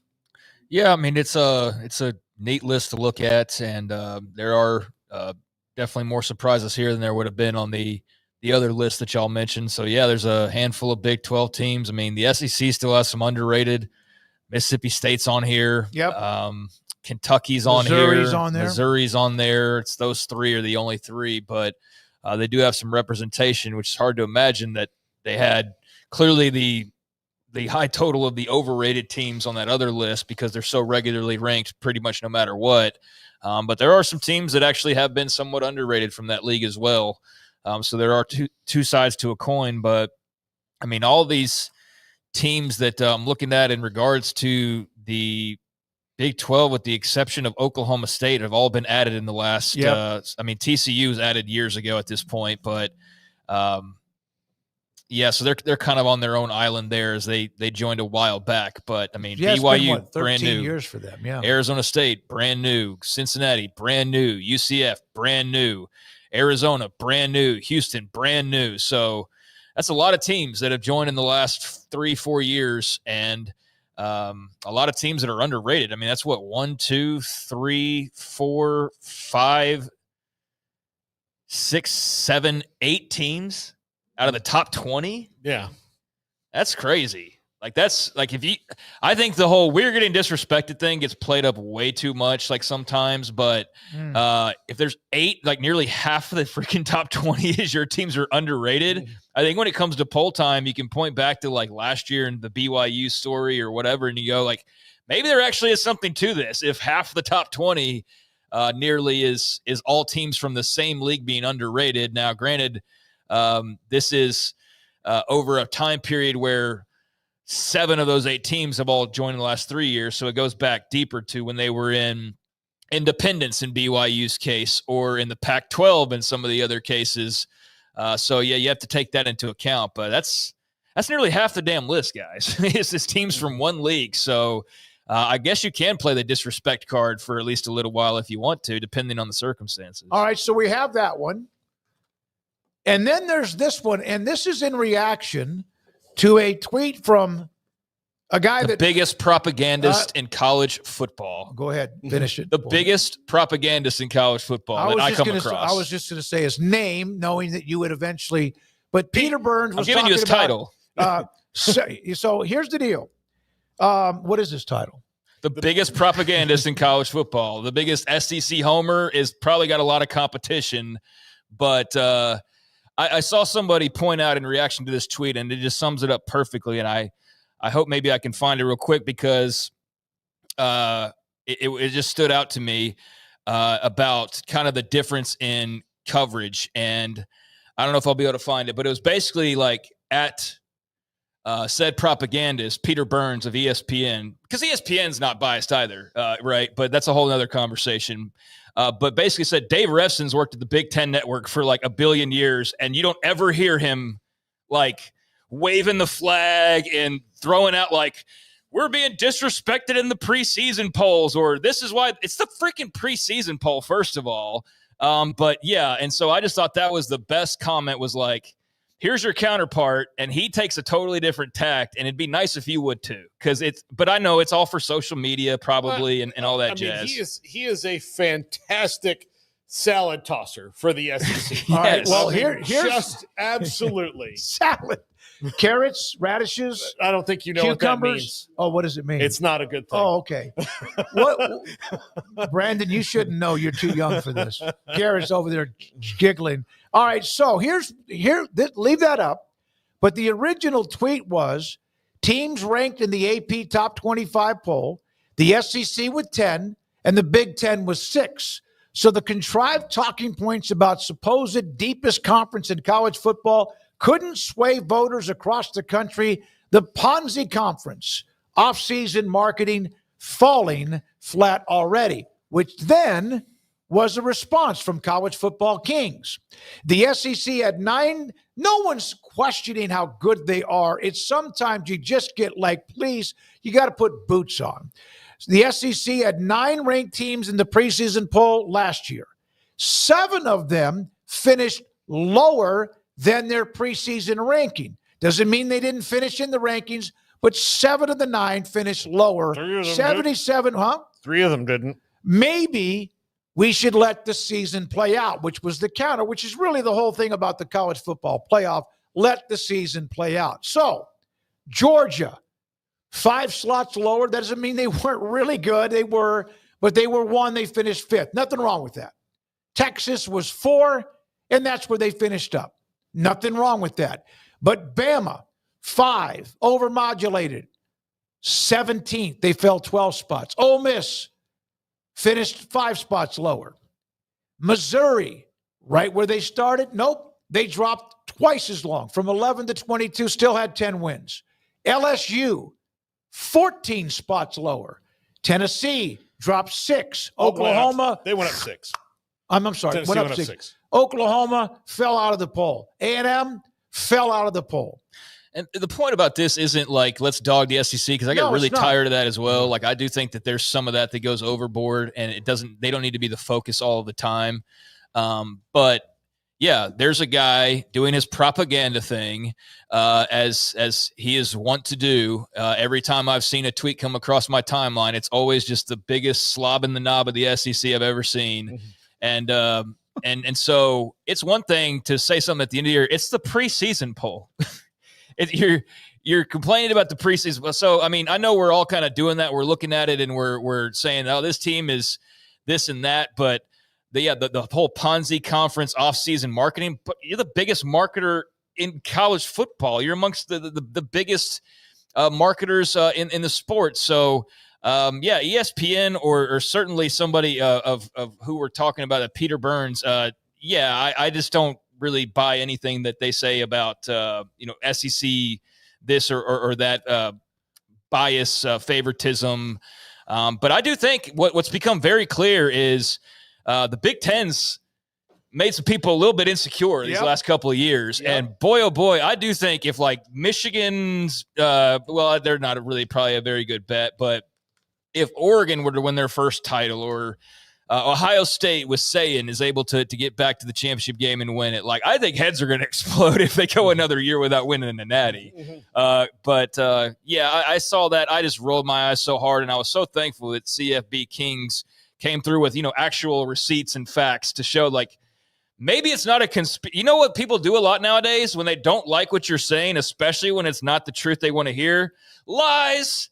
It's a lie. Well, here's facts to back up exactly where people are coming from when they feel like there is a bit of a bias going on. But I've spent enough time talking about this. Yeah, all right. I learned the term recently, alternative facts. Yeah, that's not a thing. Alternative facts are fiction.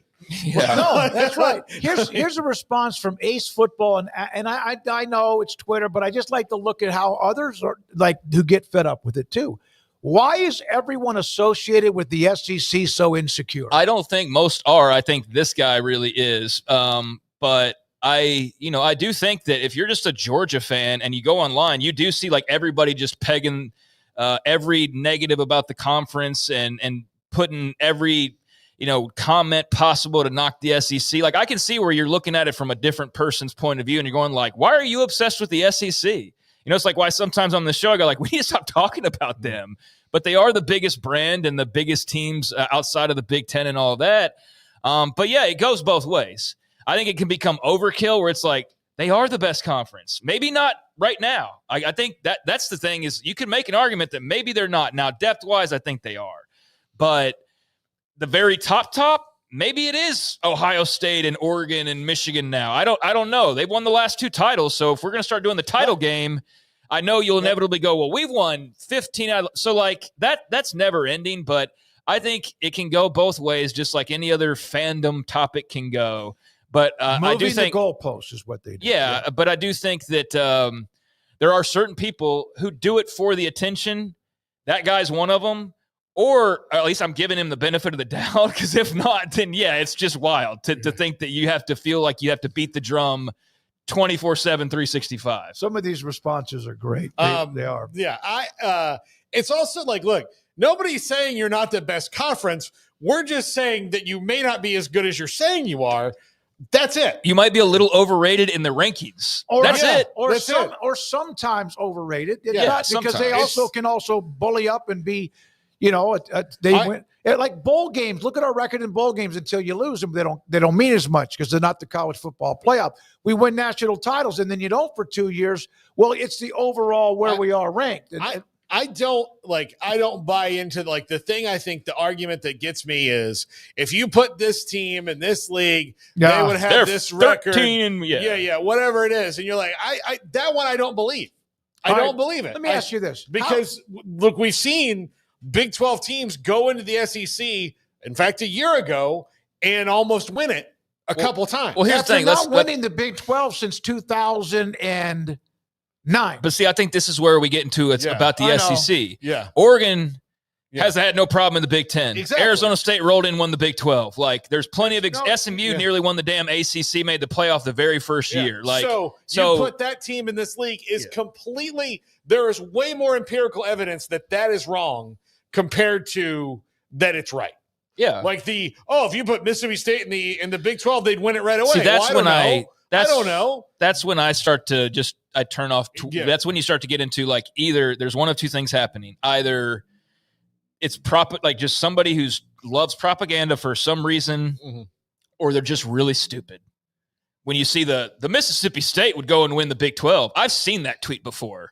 I've seen that tweet before, and it's ridiculous. I mean, it absolutely is ridiculous. But yeah, it's not just the example of Texas winning the SEC. How could they? Well, hey, Oregon in the Big Ten, Arizona State in the Big 12, SMU in the ACC. We could do that game all over the country. So everybody can look at that from various points of views. But yeah, I think that's where I think most people's problems with this topic that I normally don't want to get into is it's one thing to brag about Alabama and Georgia and yes, Texas now as well. It's another thing when you sit there and you try to freaking tell me that Vanderbilt would go like 12-0 in the Big 12. Mm-hmm. That's just bullshit. I'm sorry, but that's BS. And that's where I just put my foot down and I'd say either you're not very intelligent or you're just filled to the brim with propaganda that there's no convincing you otherwise that it's not what you think it is in terms of your dominance, right? So it depends on the conversation. If you want to have the national titles conversation for the past 20 years, like boom. There's nobody. There's one. Let's have them for the past 2. Yeah. That's a different story. Yeah. You know? I want to read this note. This is from Bino Cook, and we have Paul's top 5, and also Andrew Valade is going to give us his poll results. This is what, when ESPN first started, this is a letter that Bino Cook wrote when CBS was still the nuts and bolts of college football. And you're Okay. Bino Cook, I'm going to read part of this. I remember during the first 2 seasons, the game selection by CBS puzzled us. This has puzzled us as an ESPN, the group that was, we thought they knew something we didn't. As it turned out, the people at CBS had no idea what they were doing. Again, that's something I could have helped with, but they didn't want me. That network's incompetence aside, I think we beat CBS in the ratings because we focused on promoting college football as a sport, whereas CBS employed a tunnel vision approach where they single-mindedly promoted nothing but CBS's coverage of college football. If they didn't have the game, they pretended the game wasn't happening, and it was ridiculous. Hasn't that changed a little bit? A little bit. Well, that's from... God, yeah. I think that's back in the late 40 years ago. Yeah. So look, that has changed a lot. I read that because it's not like they still do a great job covering college football, but I mean, there's a little bit of learn from the past. Yeah, there is, and I think they have. I think that sentiment exists maybe now among conference commissioners and presidents when they're negotiating things. Like they're not looking at everything as a whole; they're just looking at it as if it doesn't happen in this conference, I can't worry about it, kind of a thing. And that's where it shifted. But TV wise, you can't, like, if I'm, especially back then, if there's only 4 games on during the day at all, and I'm watching the CBS game and you're pretending like the game that you didn't happen, and I can't find the score because I don't have the internet because it doesn't exist yet, I'm going to be mad at CBS, you know? Yeah. I don't know. Why exactly did you read that? It was strange, and I don't even know why. And I happened to catch that, and I started reading it because Bino Cook. I mean, who doesn't love the legacy of Bino Cook? Tim Brando brings him up, but I caught that one sentence immediately. And in fact, one of the responses was from Justin R. in our chat room. That's what ESPN does now. That's why I brought it up. Yeah, I mean, yeah, they definitely have that feel at times. For sure. I think a lot of this here lately is all the result of realignment and all the result of everybody realizing like, oh God, we need more money or we might not be in this situation very longer. So I think the tribalism is ramped up by like 100 in the last 5 years because you couldn't find like proud Big 12 fans a few years ago. Yeah. But now they're everywhere. Well, I mean, like, I didn't care about the conference. Well, that's what I was going to get to, though. Yeah. But that's what I was going to get to is like, but there weren't those conversations happening about 10 years ago. There was only one conference that was beating their own chest and chanting their name, and they're still basically the only ones doing that. But now everybody else has kind of drawn their battle lines and built their fortresses around their leagues as well to defend their turf, so to speak. And so now you've got this pride for Big 12 fans, and that's a result of realignment for sure, multiple rounds of it. So I think that comes into play. And then when you start to look at coverage, you go, well, damn, they do spend a lot of time on one single league, and we have a contract with them, and They haven't talked about us in 30 minutes if you're the ACC or the Big 12 or maybe some of the other leagues. And so I say all that to say I'm with Bino. I'm just a college football fan. Mm-hmm. Like I'm not beholden to anybody, and the Big 12 could very well be like the Super 17 in 5 years and be owned by like Ramada or like I have no idea what the future holds. So leagues are going to continue to shift and change. The top two will always be the top two in name and probably prestige no matter what, because they're kind of invincible now the way they're built up.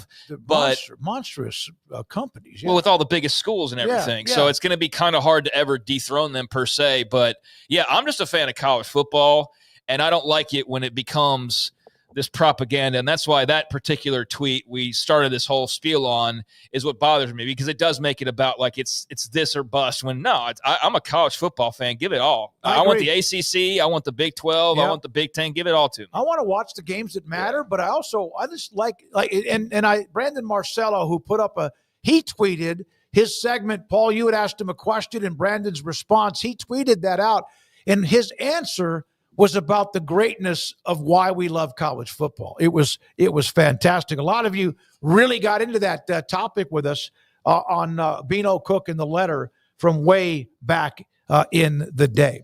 All right, when we come back, Paul Catalina's top 5 and Andrew Valade and the anticipation of the poll results. Thanks for your time. We're not done. 365 Sports.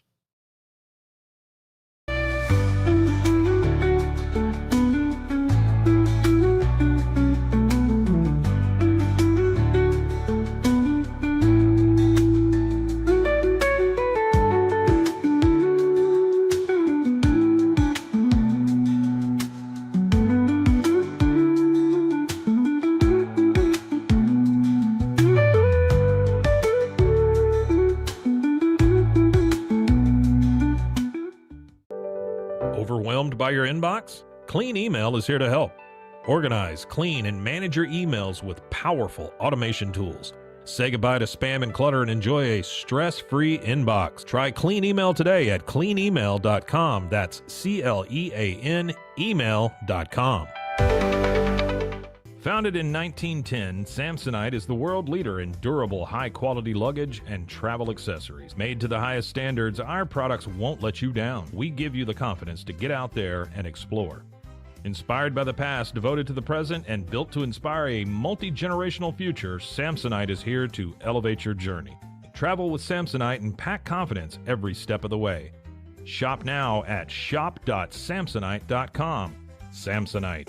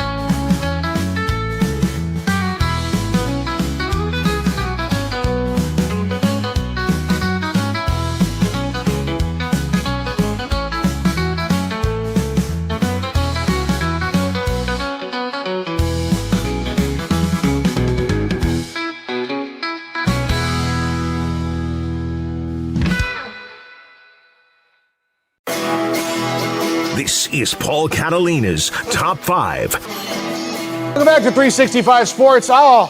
It's all bittersweet. It's the end of the show. It's time for the Top 5, brought to you by Flag and Anthem. This snazzy number came from them. I'll be wearing them at all the big events this year. The Oscars, Flag and Anthem. The Grammys, Flag and Anthem.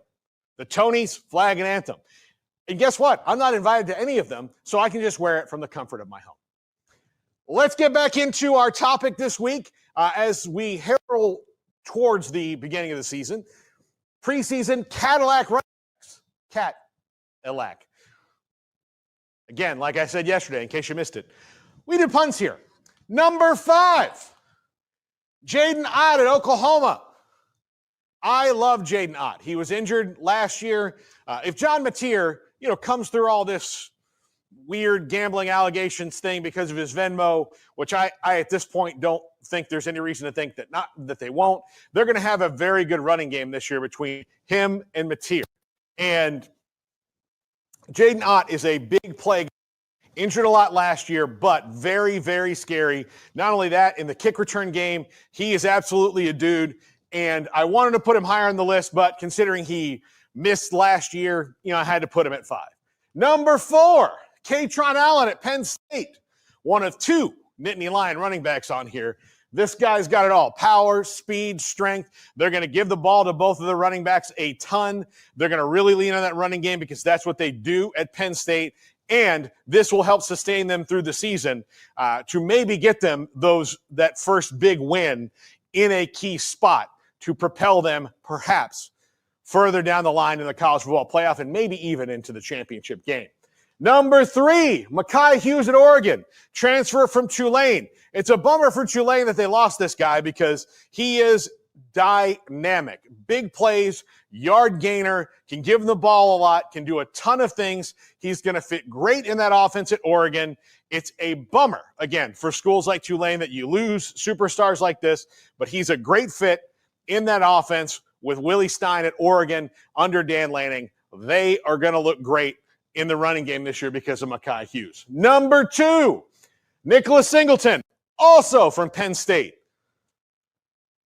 I know they have 2 alpha dogs in that backfield. Singleton is the bigger guy. I think NFL teams are going to be drooling for him because he's just a yardage machine. He can carry it. He's a closer. In the fourth quarter, when they have a lead, they have Singleton and Allen, probably more leaning on Singleton in this regard, but pound that rock. Nicholas Singleton is going to make some noise in the Big Ten. And number 1, Jeremiah Love at Notre Dame.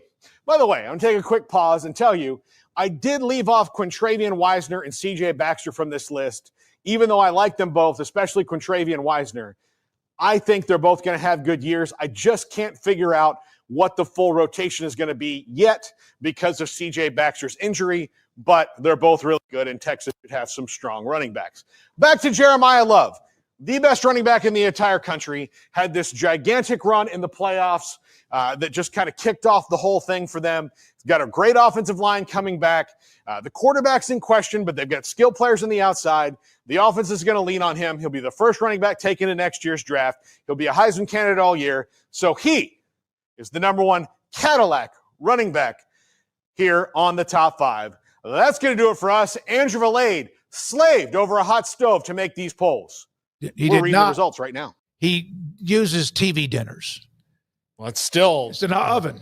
It's an oven. It's a hot oven. All right, poll results from Andrew Valade from the first one earlier today. Who really makes the best? I thought this would be dominant, and it is. Who makes the best uniforms in college football? Nike, 57%. When I actually voted on this early, I think it was like 69%. 57% Adidas with 25%, and then Under Armour / Nike Jordan brand at 9% each. 306 votes. That's a good number. Yeah, I would definitely go with Nike. I mean, the Jordan brand is cool. It's just a different logo than the Nike logo is basically what it is, though. I mean, it's the Jumpman instead of the swoosh, but it definitely has this iconic look to it and it's so premier and elite in that they haven't given it to 25 different teams. It's like a handful of teams get to wear the Jordan logo in football. So I think that's cool. You know what's wild to me about there's a lot of teams in the NBA wears Jordan brand, right? And I'm watching the Eastern Conference Finals this year, and the Pacers, who Michael Jordan owned, have to wear, like, there's a picture of him on their jersey. Oh, is there? Yes. I asked my friend about it. Derek Smith, the Hornets Pacers have fan. that. Yeah. So no, they have Jordan brand, and I asked him. I said, as an Indiana Pacers fan from the '90s, when you look and see Michael Jordan's logo, it's like he's the cattle boss, and he branded them. Yeah, because he killed. Like, Reggie Miller sitting right across there, and his team has his nemesis's logo on there. It's going to be disheartening. It's the ultimate. Yeah. My God. Okay, here's the deal. The statement edition jerseys are all Jordan Brand for all the teams. Okay, that's where I was getting confused. So like the statement edition, everybody's a Jordan Brand, but the Hornets are the only like Jordan Brand team. Okay, that's where I was confused. But yeah, I mean, I said that's just so weird that anybody that was, especially in the Eastern Conference or the Jazz or the Lakers or anybody, would have Jordan's logo. Anybody that he vanquished, I would be like, no, I'm not putting that. I'm not buying. Hell, man, the Trailblazers, the Blazers. I mean, like you can go down Suns, the list. Yeah, he's like the Grim Reaper meme where he's just knocking on the doors and you see like the trail that he's leaving. Like that was Jordan back then. Exactly. So, I mean, I think that's a pretty solid number for Adidas, though. Maybe it's the tech folks and the Tennessee fans and those folks. I think Adidas makes good stuff. I'd probably have, I don't know, I think I'd go Nike, Jordan Brand, Adidas, Under Armour if I was listing them. For football? Yeah, I think so. Okay. Yeah.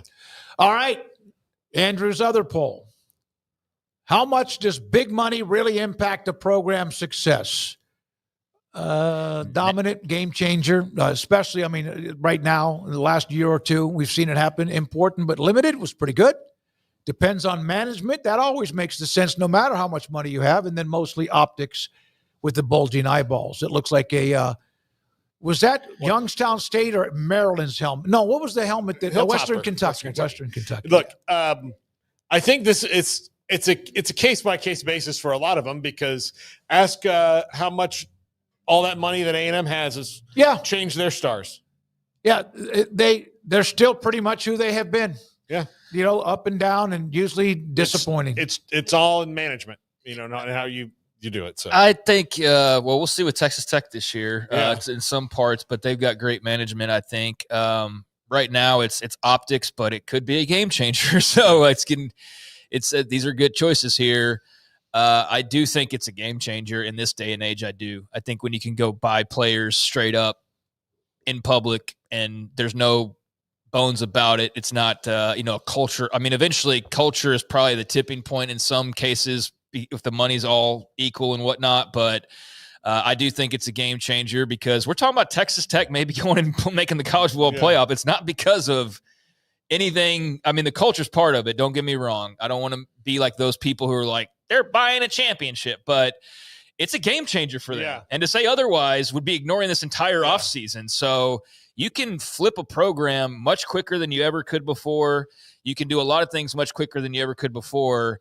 And yes, coaching has something to do with that, but ultimately this is college football, baby. It comes down to talent, and the talent's going places because of money more than ever before. So yeah, I'd say game changer. And then if you have a school, a program that's getting the talent and has money too, by the way, Ralph Rousseau wrote an article. Yeah, well, Ralph Rousseau, our good friend, theathletic.com, is Texas college football's new Alabama.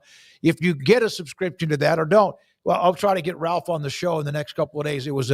It's basically saying that they're not going to go off and just win 6 of the next 12 national titles, but they are on the cusp of that with Sark learning from Saban, but not being as grumpy, grizzly, and edgy in a certain way that Saban was. They better be, or else Sark's not going to be there. No, 5 years from now. No matter how much he's beloved right now with all he's doing, what he's done, recruiting, etc.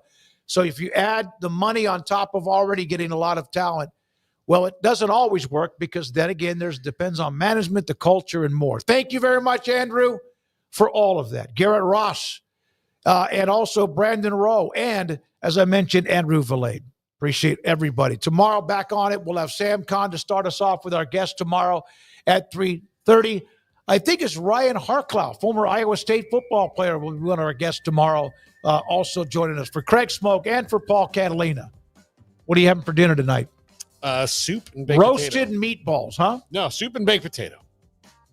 Potato soup? No, soup and potato. All right, Craig, what are you having? Chick-fil-A in about 10 minutes from now. I am going to have, beef enchiladas I made last night. Thank you, everybody. Have a great night to our sponsors and you, the audience, 365 Sports.